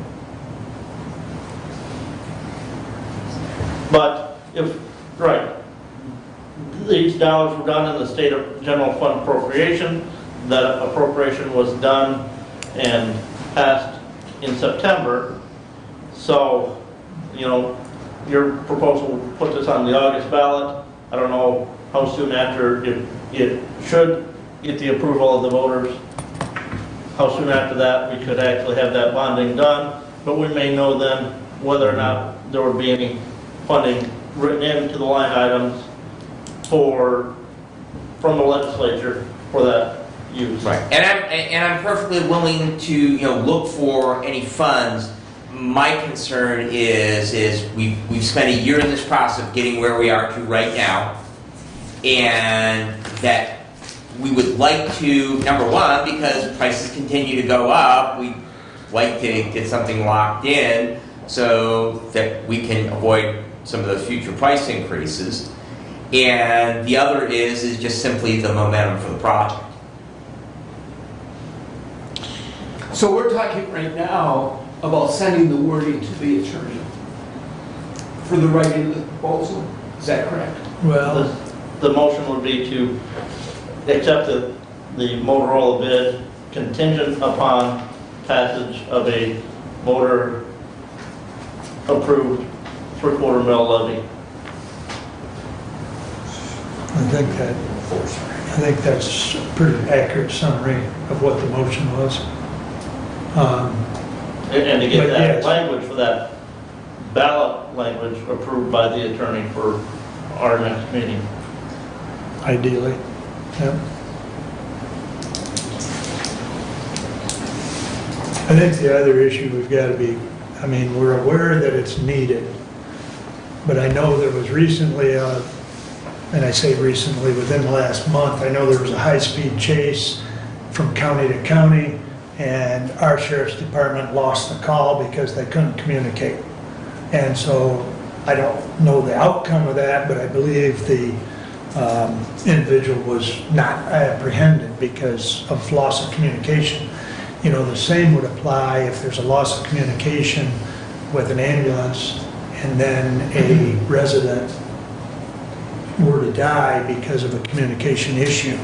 I guess that's one of my overwhelming concerns, is that we have that communication problem, and then we've sat here and not done our part to prevent that.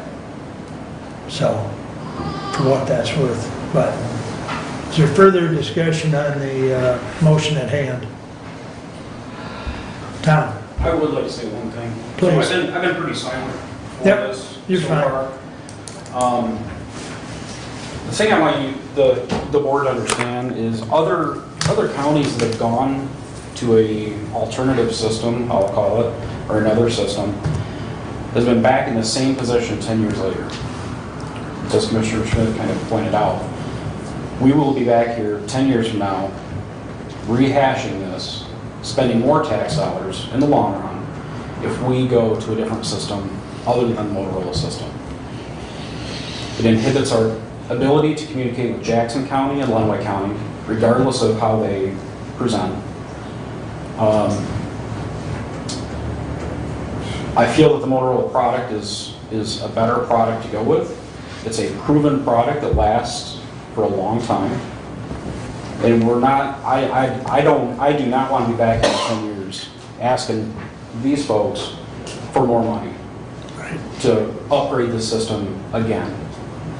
Our current system is on life support. I will guarantee that. We have to put mouse traps or mouse decon in our current tower buildings because they're not secure, they're a bullhorn basically. So I would encourage this board moving forward and in the long run to go with more of a product because I feel it is appropriate. So that's all I gotta say. On these, yes, sir. on these Sorry. pagers, And I do apologize, I will take full responsibility for not. I could have swore I sent that out. If I didn't, my apologies. And yes, I did, and I did admit to Commissioner Benzing, I did forget to add that in this. You did not have it in our last meeting. It was sent out, I believe it was the evening booking of that meeting. Yeah. That it was sent out, and I will, I'm not blaming you, Tom, in any way, shape, or form. If you sent it only to and I could fail to distribute, that's totally on me. I should have noted that it was only sent to myself and forwarded. I made sure all the commissioners got it. I thought there was a newer, like a G6 or... The G4 series is 800 only. There's a G5 series, which I have in the back. which is does 800 and VHF and 800, but the problem is it only does one or the other at one time. So it's either doing VHF or it's either doing 800. It will not do both combined. So Which is the you've got, Tom? the G5. If you would like, I will be more than happy to demonstrate that. Oh, you may want. So part of our other concern here moving forward is we're also looking at how are our backup systems? What happens if our center gets hit by a tornado? We could potentially be dead in the water because we don't have a backup system here in this county. How close is Dow Chemical to your facility now? Extremely close, probably, less than a mile. So you may recall we had an evacuation in Adrian for a similar product that they produced at that facility, at a chemical facility in the city of Adrian. Anderson Development. And they had to evac for how long? Several hours. So if our dispatch center, we would basically be without dispatch, coordinating potentially an event where we would need police, fire, and EMS. Correct. So part of this is to take into consideration our current phone system. When our phones are busy or we're inundated with a storm, they currently roll over to Lenawee County.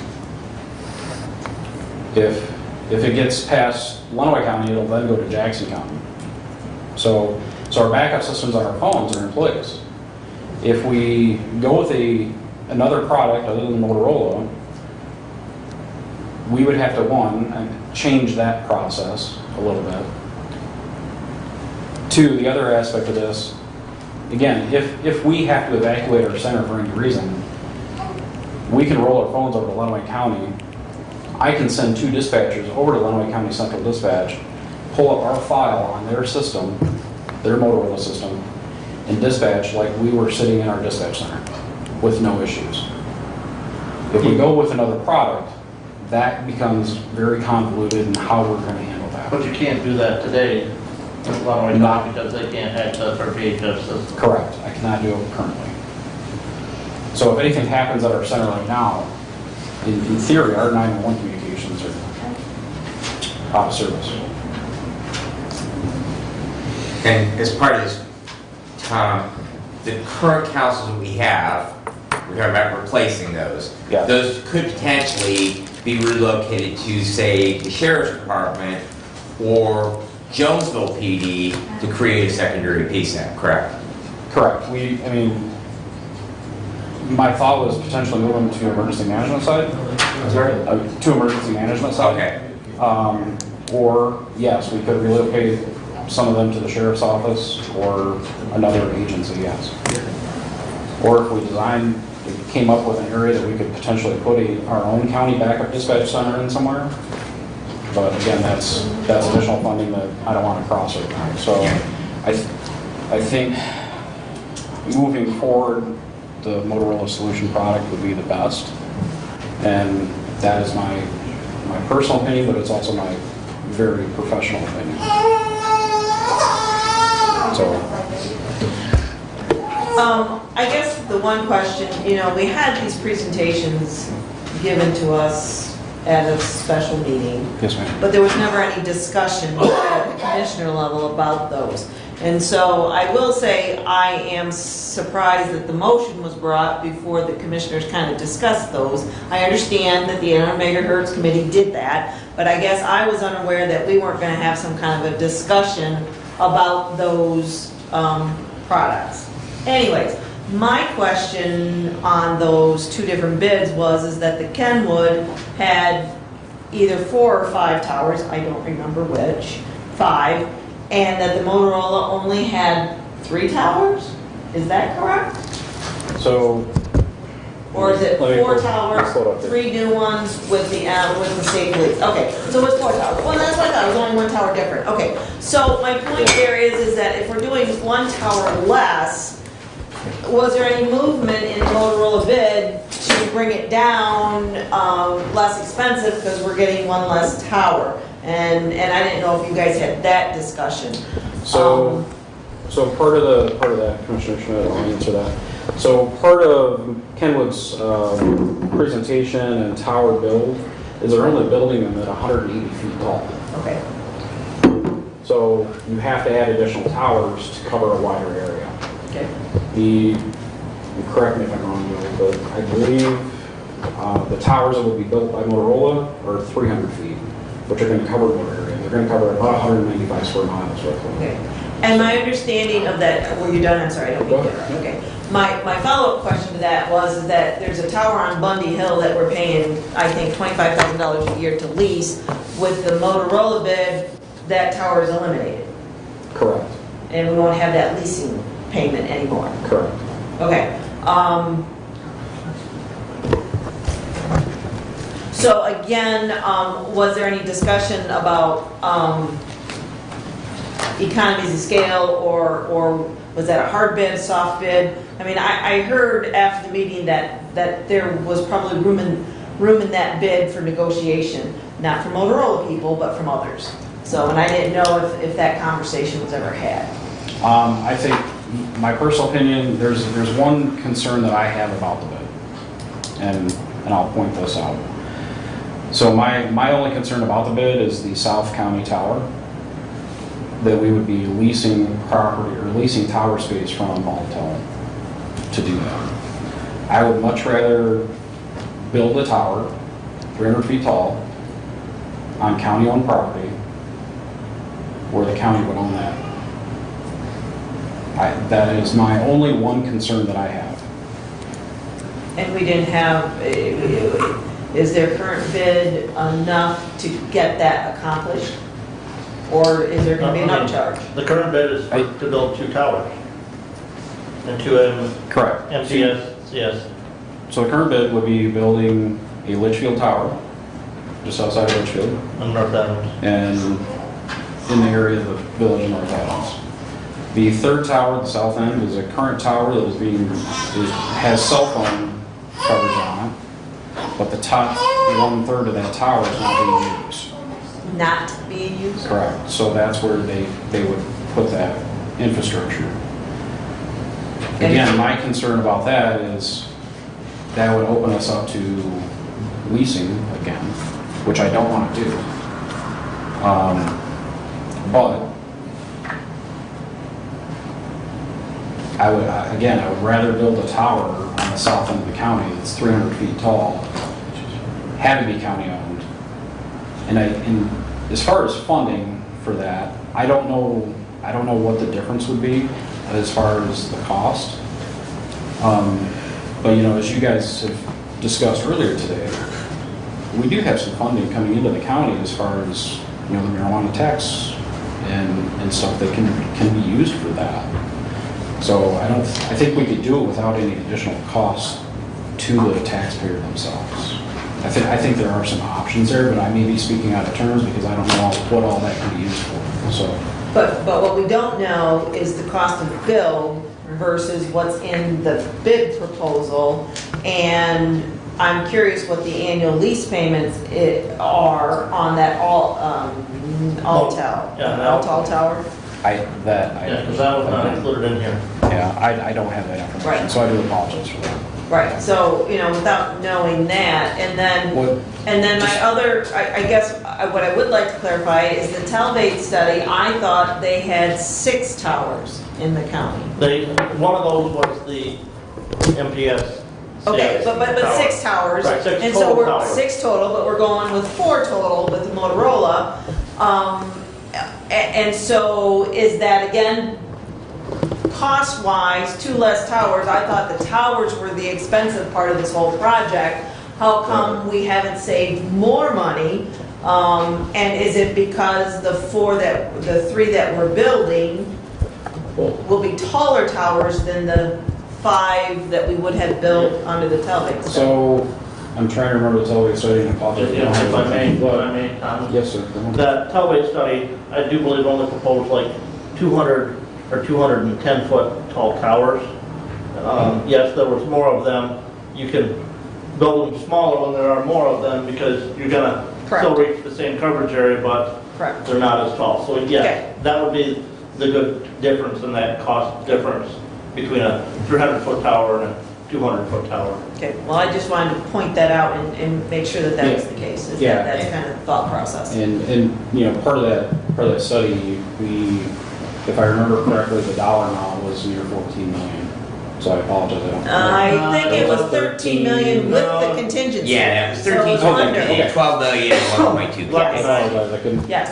So, And just if I can add on the towers, commissioners, Tom's had discussions with the city of Litchfield and their industrial park. They are, at this point, at least, very open to the idea of giving us an unused piece of property in their industrial park to locate a tower on. So we would own the dirt, we would own the tower.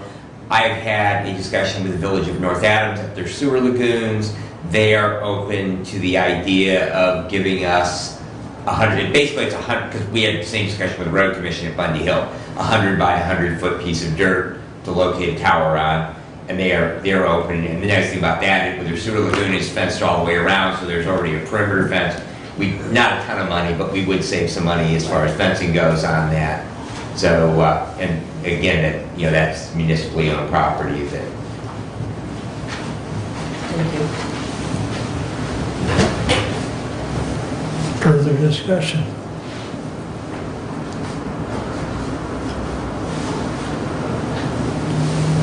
All in favor of the motion? Roll call, please. This amount of money, we definitely want to do about a roll call. All right, please. Commissioner Wiley, Yes. Commissioner Benzine, Yes. Commissioner Leininger, No. Commissioner Ingalls, Yes. Commissioner Schmidt. Yes. Passes 4-1.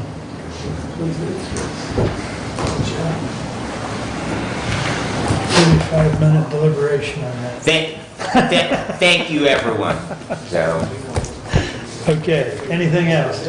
I think that concludes. The only thing I did want to hit on real quick is you received an email from Nick Wheeler in regards to the resolution we passed a year ago on the veterans exempt properties. I am delighted and would like to compliment Renee and our veterans department. We're down to 3.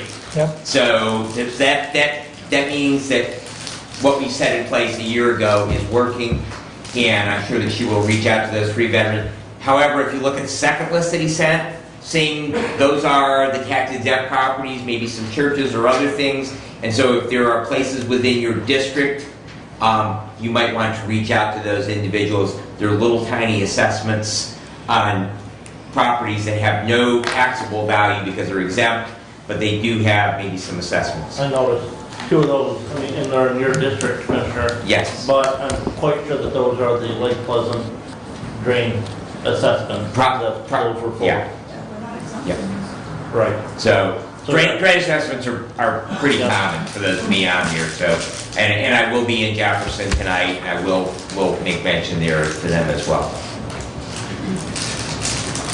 All right, any other comments or questions for Brad? Thank you, everyone. Very good. Medical care report I emailed out to you just recently.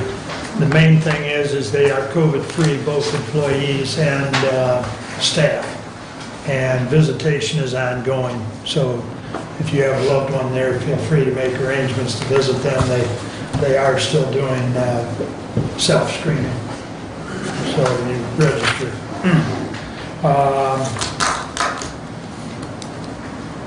I know it's been touched on a couple of times, and I'll just clarify the $209,000, Brent spoke to it, was used by the sheriff's department via, budget item, grant, whatever. But it was money that he used by the Harris radios. So, and I believe that's all been documented, It's been documented through, budget. through the Board of Commissioners. Right. It was brought through here. Yep. And half of that payment has gone out. Okay, So- thank you. And those are radios we won't have to buy. Right. Because they already. So we should get a reduction in the bid price. So That was included in, because the number of units that we. that was already incorporated. Right, yes. Okay. Okay, the only other thing I had before we take care of closed session that we need is emailed out to everyone an invite to the Supreme Court coming down to Hillsdale College and basically listening to a case, arguments, and then a luncheon. We really can't move the date of the meeting because of the public hearings. I've got confirmation from Tom that would disrupt our 28-day via the MCL.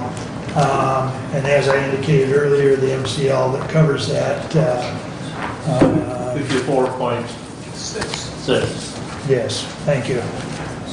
So, my suggestion to the board is that we convene at 8 a.m. with the intent of getting out of here by noon or a few minutes before noon so that anyone interested could still at least go to the luncheon of that event, which is scheduled from noon to 1. So if the board is amicable to that, because I know Brad and I would both at least like to make it up there for part of that. So. How does that impact the timing of the public hearings? It won't. It won't. The public hearings would still go on schedule. We would just plug in our standing order and our committee reports ahead of the, and then we'd stop at the 10 o'clock hour and commence with the public hearing. And then we'd pick up anything, that we didn't get done. And then, God willing, get out of here, like I say, about 10 minutes before 12, so Brad and I I'm can... probably the least likely candidate to get up an extra hour early, but I'm willing to do that because I would really enjoy getting up there. So if that's amicable, I would appreciate that being done by motion so that we can have it on record and make that duly noted in the posting. Move to change the scheduled April 26th meeting start time to 8 a.m. I would support that. Moved and supported. Further discussion? So why don't we have the option of just changing the public hearings? Because in the The MCL, MCL requires a 28-day posting on those public hearings. I understand that, but we could repost, that's my point. You could, but it would be 28 days after the The reposting. reposting. correct. And is this a time-sensitive issue on the public hearing? Is it that this needs to be done? Potentially, one is, if it ends up on a ballot, in order to meet the deadlines. So you don't want Well, to disrupt? Go ahead. I'm sorry, I'm interrupting. Go ahead. Mr. Chair, thank you. Go ahead. So the one that really becomes time sensitive would be the absorption, because the other, number one, only requires one public hearing, and number two, that is by, once we have conducted those public hearings, then it's just done by a simple motion. So we're trying, one, we have to make the ballot, and so consequently, it does create a timing issue for the second one, but not the first. And there's a 28-day window, so we have to have one, and then there has to be if we schedule a second one, I'm putting it on the ballot, we have to then have another 28 days, so that puts us out where then we would be looking at, and realistically, we were looking at the November ballot regardless, if that were the case. Thank you. Any further discussion? All in favor of changing it to 8 a.m. for the 26th, signify by saying aye. Aye. Opposed? Aye. 4-1. Let me see your wrist. We'll bring more coffee, Kathy. Oh, you look like a hard stick. I'd probably get some Kathy's candy. All right, that's all I've got for you. We do need to, Kathy, if you would. Oh, yes, I need to move that we move to a closed session in order to discuss Attorney-client privilege. Thank you. Support. It has to be by roll call, Mr. Chair. And on discussion, public comment will happen after the closed session. That is correct. We will resume the rest of the agenda, which is public comment in addition to, please. Commissioner Benzing? Yes. Commissioner Leininger? Yes. Commissioner Ingalls? Yes. Commissioner Schmidt? Yes. Commissioner Wiley? Yes. All right, if I could have all the public step into the hallway, we will we will open the door again and let you back in when we're done with the closed session. Should only take a few minutes, so, but we will allow public comment after we return.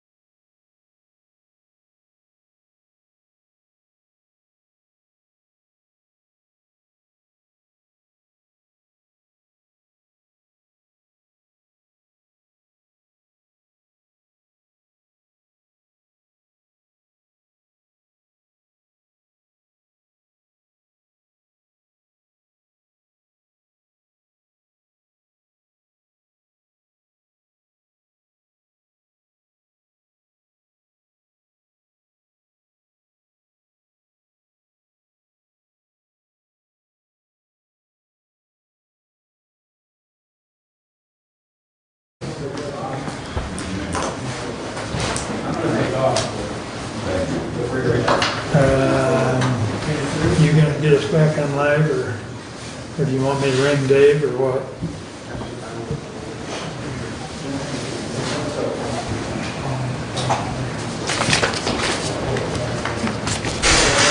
You're back. We're back? Okay, thank you. All right. Sweet home. That couldn't have been better timing. So we're back, and it's some sweet home, okay. Damn smartphones. All right. Brings us up to public comment. Same rules as before, who's first? Mark? I appreciate the opportunity to address you again. Thank you. Mark Nichols, Adams Township Supervisor. Of course, we reside in Adams Township, Lake Pleasant Road.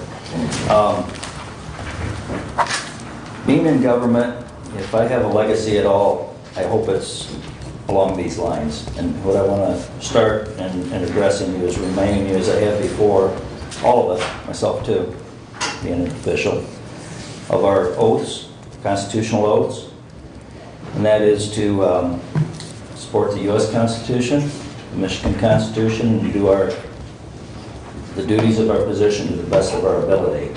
And why this is so important is it's the supreme law of the land. First the U.S., and then what's not covered by the U.S. Constitution, our sovereign state. And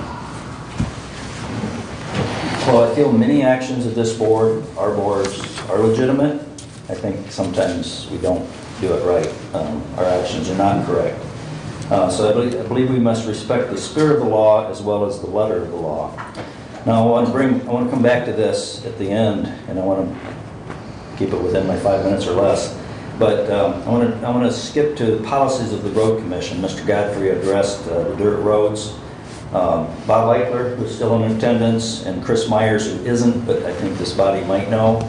And also we have Don Hobbs still with us, I guess, that works for the Road Commission. They might wish to address this issue in public comment when I'm through, when they have opportunity.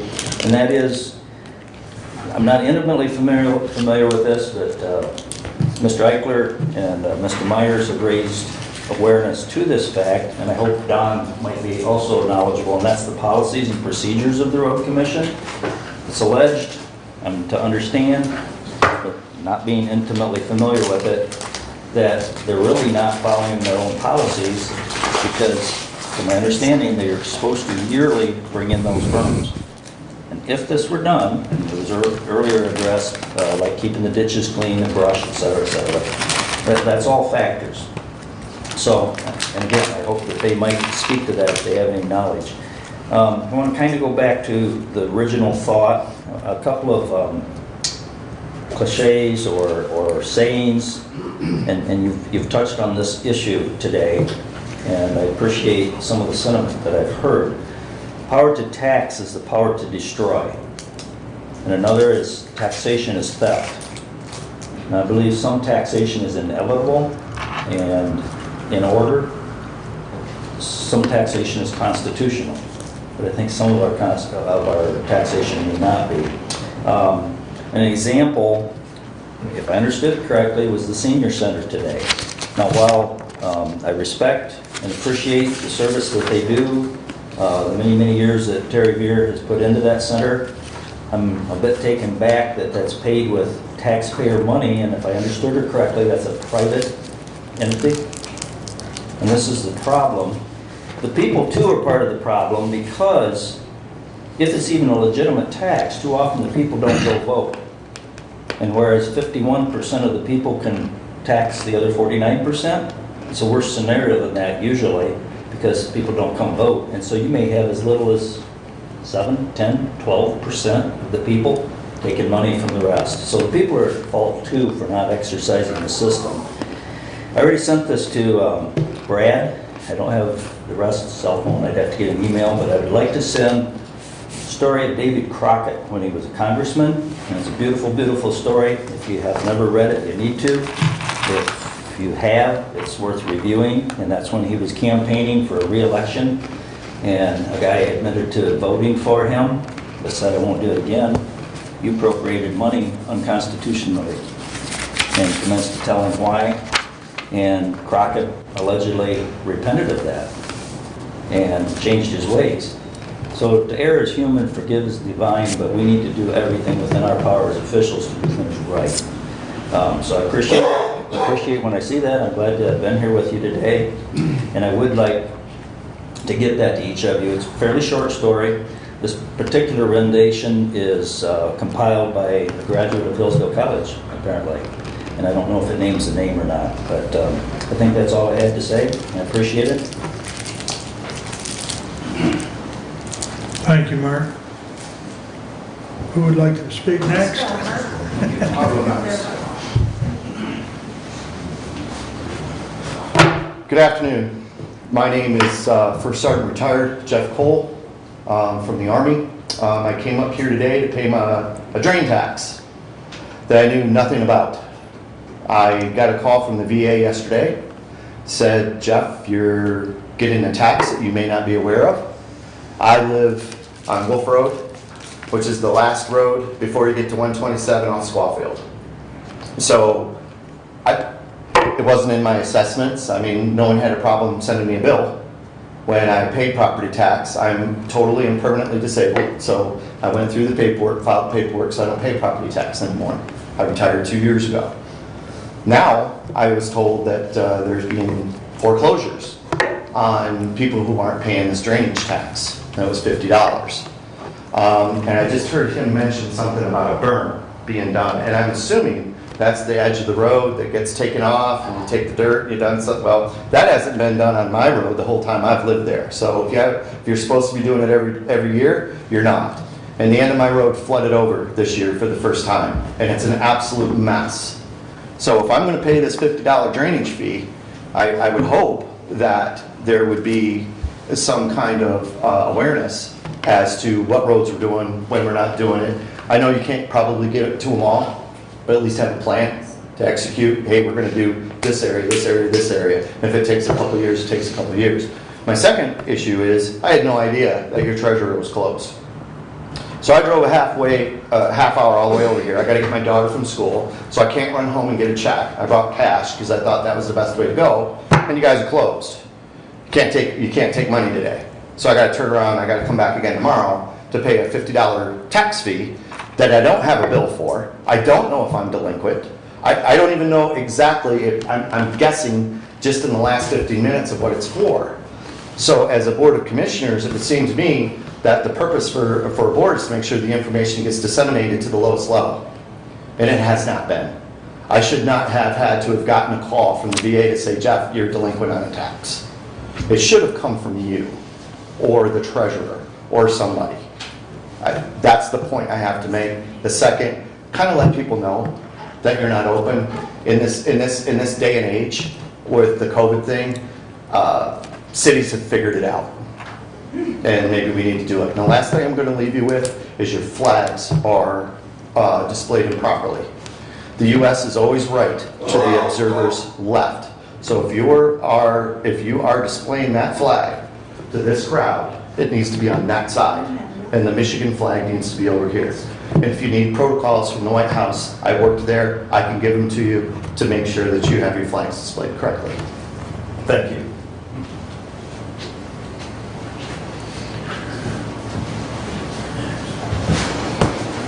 Thanks for your service, too. Thank you. Carla, please. Thank you for your service. It's an honor. Thank you.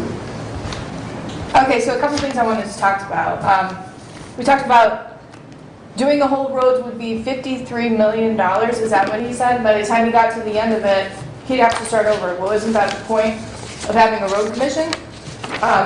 So we're putting in, through our licenses and through our gas, an agreement that we're paying this tax, we're going to drive safely, and yet we can't drive down the road safely. There was money here before for this. Where'd it go?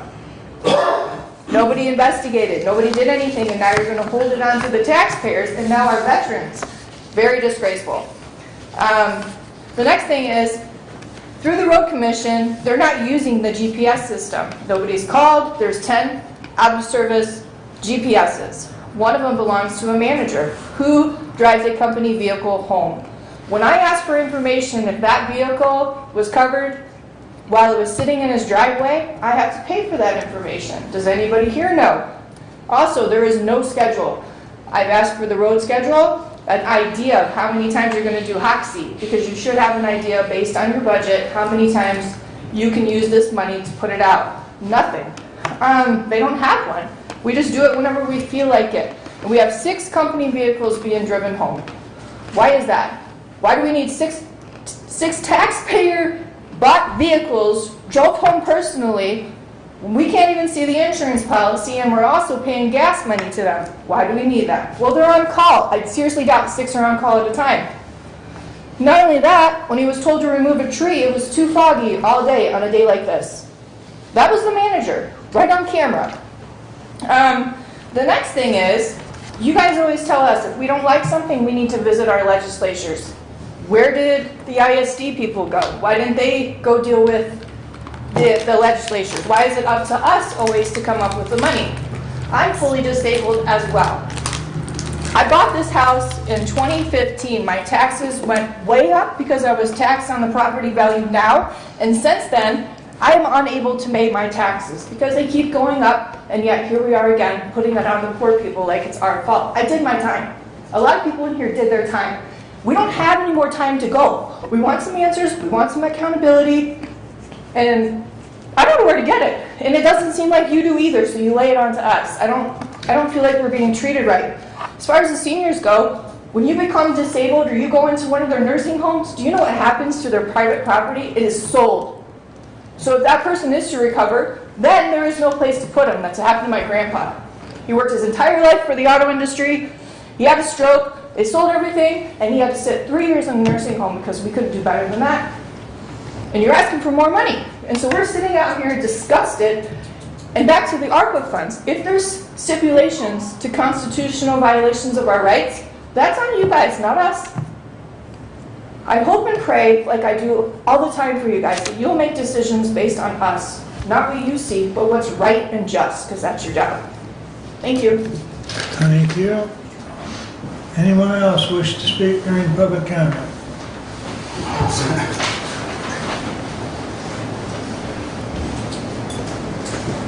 Robert Eichler.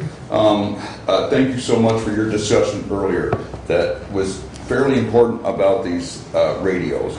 I thought the brilliance of bringing this up was it was been negotiated, it's been talked about. You had a year and a half, and yet it wasn't brought up in this budget. Now, a year and a half, that's a pretty long time to say you gotta waste away some takes, and we gotta do it right now. The urgency has not there, it's been there. So I don't see that. I see Randy up here almost every single meeting, and he's saying everything is an emergency. Could he line up something just as what you guys do?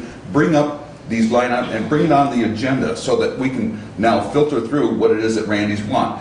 I think Randy does a great job, but I don't think the addressing every meeting that he needs something, you know, it's going to cost another $80,000 to $200,000.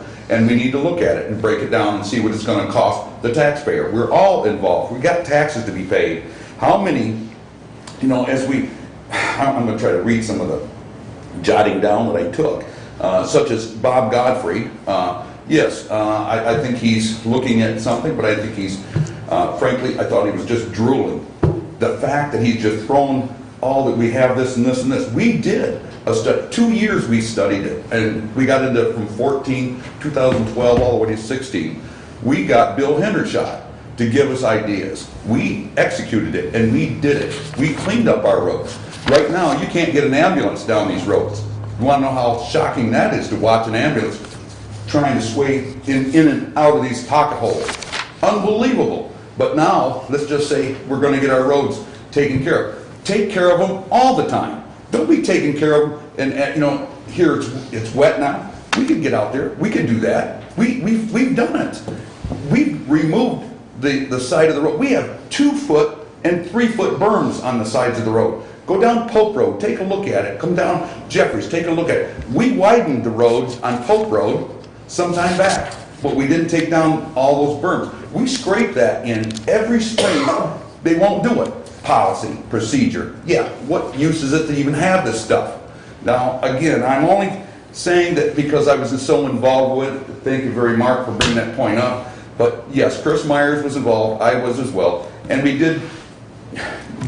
made a little influence, I guess. Maybe that we're listening, I guess that's the only thing we can get done. But we are subject to a lot of ridicule just because we're ending up coming up here trying to make sure you folks hear us, and there's other people that are talking and they don't have a voice. They're not coming here. You guys are, I think the integrity is getting so much better here in this council that I've ever seen before. But I was stunned by the admittance by Mr. Lininger that we haven't brought this issue of the sheriff's budget as well. We don't have the towers up, but the radios that you have wanting to get are going to have dead spots before anything happens. So what use did we have the emergency for the radios? And then I agree with the radios. I looked at Branch County, thought it was great. They spent whatever it was, 1.3 million or something. And not bad. But at the same time, we haven't got our towers. And we're then subject to having a new tax brought to us, saying we need this. ISD, this is wrong. We are being so overwhelmed. It's the wrong time for all these taxes to come through. We just got through COVID. You just got through people going back to work to some degree. And we can't keep paying this and we're not getting enough income. We don't have the people coming into this county either. They don't want to settle here because of all this stuff. But I'm going to end it and say thank you at least for listening, and you guys had a hell of a day today. Oh, the other is that, you know, upon stating our grievances with the idea of swearing or something, must be indicated that it is, which is indicating we're going to fight with you. So, you know, when I look at, as an obvious, Mr. Neil Brady, I'd rather give him the finger, but the rest of them I don't bother with. I don't, you know, we don't need to have to swear. Sometimes it's, damn it, I'm tired of this. But there is nothing indicating I'm going to cross that bridge to come over and fight. So when we look at that and you want to say something, please at least allow them to express it as far as they can. Thank you. Thank you, Bob. Anyone else wish to address the board? Are these things taken down? Because I see we're doing like... All right, Bob? Yeah. The issue that Roy Bodine, 6771 Squawfield Road, Osseo. Just one thing on the road commission. They said they used to sell the federal tax dollars to the state of Michigan for 10%. You know, they used to. I really think that they need some new direction over there. I mean, they used to. Why aren't they doing that now? If they're, you know, they could have somebody sit down there and say, well, yeah, if it's going to cost us this, but look what else we can do with that extra money. So I think we really have, and you guys are doing it, I know, with this special meeting. And we don't need lip service from the road commission anymore. What? Oh, okay. I believe the gentleman, okay. Don? Go ahead, Don. Don Hobbs, Camden Township. First off, I'd like to thank the board for holding these public hearings. You know, I think it's important. You know, I wish I would have been here earlier to hear Bob Godfrey speak, but I had physical therapy. And I also want to thank you for having the video so I can go back and watch all that. But I appreciate it. We know we have a problem at the road commission. I believe it starts at the top and it goes all the way down to the employees, and it needs fixed. And I hope these hearings will help you to make the right choices to hopefully try to fix all this. You know, we all need to work together and try to make it a better place to work for everyone. But we definitely need a lot of, the roads are bad, we know that, and I'll speak more at the hearings, but I want to say thank you and I appreciate it. Thank you, Don. Next. Oh, my God. No, you go ahead. I'll be real quick. I want to last. Oh, perfect. I want to be second to last. All right, All right, so Kelly Mace, I'm just going to bring it right out. So one thing I would love to know is how many county vehicles are being driven by county staff. I already have the answer for the county road commission. I personally drove to Eaton Rapids and FaceTime videoed poorly their manager with their vehicle sitting in their driveway that's not to be used for personal use. So I clocked it I drove to the road commission.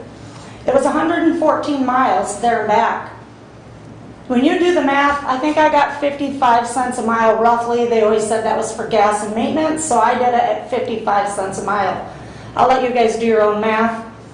That's a lot of money being taken out of the budget. So then my next question was, working for the county, we have pay salary scales. You don't get to pick and choose who gets what. It's not whatever you feel like giving A, B, C, and D. It's usually like $18 an hour, $17 an hour. And then they have 2 salaried positions. They also have what's called a rotation schedule for emergency, maybe an emergency call. I call that on-call. So my question was it on-call pay? And that could mean even with our county staff. The use that they're using vehicles, 7 of them, one person quits so her truck sits out there, on personal time. Now, I've been portrayed as a stalker, and I'm very proud of it. I'm going to get a shirt, so when I do start going out and following these people, they'll know I am a stalker. In a really good way, because as a taxpayer, I care. I've said it before, I don't care if it's 1 penny, I don't care if it's 10 cents, I don't care if it's $10,000, but we've sat here all day and talked about all the things that needed to be done. Let's take some of this money that's being poorly spent and taken advantage of, and let's put it back into our programs. Another thing, I see this ARP money. I just looked up, there's like 17 grants that could be wrote for broadband communication. I would volunteer my time to help write these grants. Let's get the money. Let's do the right thing. Let's not just assume that we have a big fund, or let's call it a bucket of money, and use it. Let's be responsible people. Let's write these grants if there's not a lot tagged to it and it welcomes what program we need it for the good of our community. Let's quit just assuming that if we get all this money, let's just use it and then let's tax our citizens. Because quite honestly, I didn't pay my taxes this year. I got a husband that's sick. I lost my job. I'll get it paid. No worries. I'll get there. I'll pay the fine and all the BS that comes with it. I'll do it. But this year was a bad year for me. And I have to sit in here and listen about taxation. So you work your whole life to have what you have. I have a beautiful home. And what do I have to sell it and go live somewhere else because of what I'm going to be taxed? Or start ripping the siding off my house? I mean, let's be honest, good people every day. And let's get back to teamwork, right? Let's all play together. Let's do what's good for Hillsdale. Because people are going to start moving out. That's it. Thank you. Thank you. Anyone else? I know this gentleman wants to be last. All right. Yeah. Steve Lanius, I live in Moscow Township. Steve. I'd like to remind you all that using the ARPA money is a violation of your oath of office because of the contract you signed to receive that money. You were all instructed about that or notified about that last fall when I was here, and I gave you some information on that. However, you went ahead and signed for it anyway, and incidentally, that does sign away our rights and liberties when you do that. The chickens are going to come home to roost on this issue because our illustrious Vice President has just announced that we're all going to go to electric school buses so the children don't have to breathe the diesel fumes. So in your budgeting, you might want to plan ahead for a whole new fleet of electric school buses. Okay? I'm not going to rag on that issue anymore. I know Kathy's heard enough of it. You guys probably have too. I just wanted to bring that to your attention. Okay, following up on the FCC has a program nationwide that's upgrading all the infrastructure for broadband. I don't know exactly where that program is at right now, but it was implemented 3 or 4 years ago. They're sweeping the nation with upgrading that whole program. And that is something I stumbled across in looking up broadband. It was, I can't even give you the website now, I had it written down. But it is sponsored by the FCC, the Federal Communications And I would implore you to look into that and see exactly where that program is at and where we might fall in line with some of that coming into our county. The other thing is the roads, and you're tired of hearing about the roads, and you've had a lot of complaints, and they're all viable complaints. I have some of my own on that. However, I'm not going to go into that right now. What I'd like to talk you into doing is getting out of your chair and going to the rank and file. You talk to the rank and file. I've got a whole list of complaints from several of the people that work on the road commission. Not only are they violating their own policies as far as road maintenance, they have failed numerous times on all the maintenance and repairs on their trucks. There are several trucks that are way past maintenance, and that's greasing and changing the oil and the filters. There are all kinds of safety violations in some of the trucks. These are not being addressed.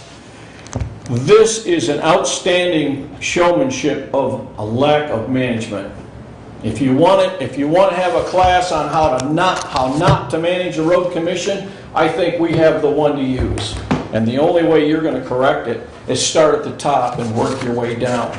But in order to do that, what you'll be doing is problem solving. And in order to solve any problem, it's based on information. And it's good quality information. And if you don't have that information available to you, you can't solve the problem correctly. So in order to get that information, you guys are all going to have to do a little footwork. And I don't know if you have to go to the road commission and have a meeting at the road commission and talk with the rank and file and find out what the truth is about the policies and what's going on with the road commission. Because therein lies your problems. There are a whole lot of other issues right now with that I could discuss, but I'm not going to take your time because, Mark, I'm as hungry as you are. Thank you. Thanks, Steve. Just in case there's somebody else that didn't get in ahead of Steve. All right, thank you all for coming, and we'll go additional business. Brent? Doug? Kathy? I would like to make the statement that I'm not happy with how the 800 megahertz motion came to the floor today. I would have dearly loved to have voted no on that because of that. However, I think it's important that we get moving on the 800 megahertz and let the citizens of this county decide what they want. So that's why I voted yes. Brent? Thank you. And Commissioner, thank you for your comment. I will do better on that. So, I appreciate that. So I will do better on that in the future. The last piece I have is I would make a motion that the Board of Commissioners be paid for a half-day per diem since we have exceeded the 1 o'clock hour, and I would hope someone would support that. Support.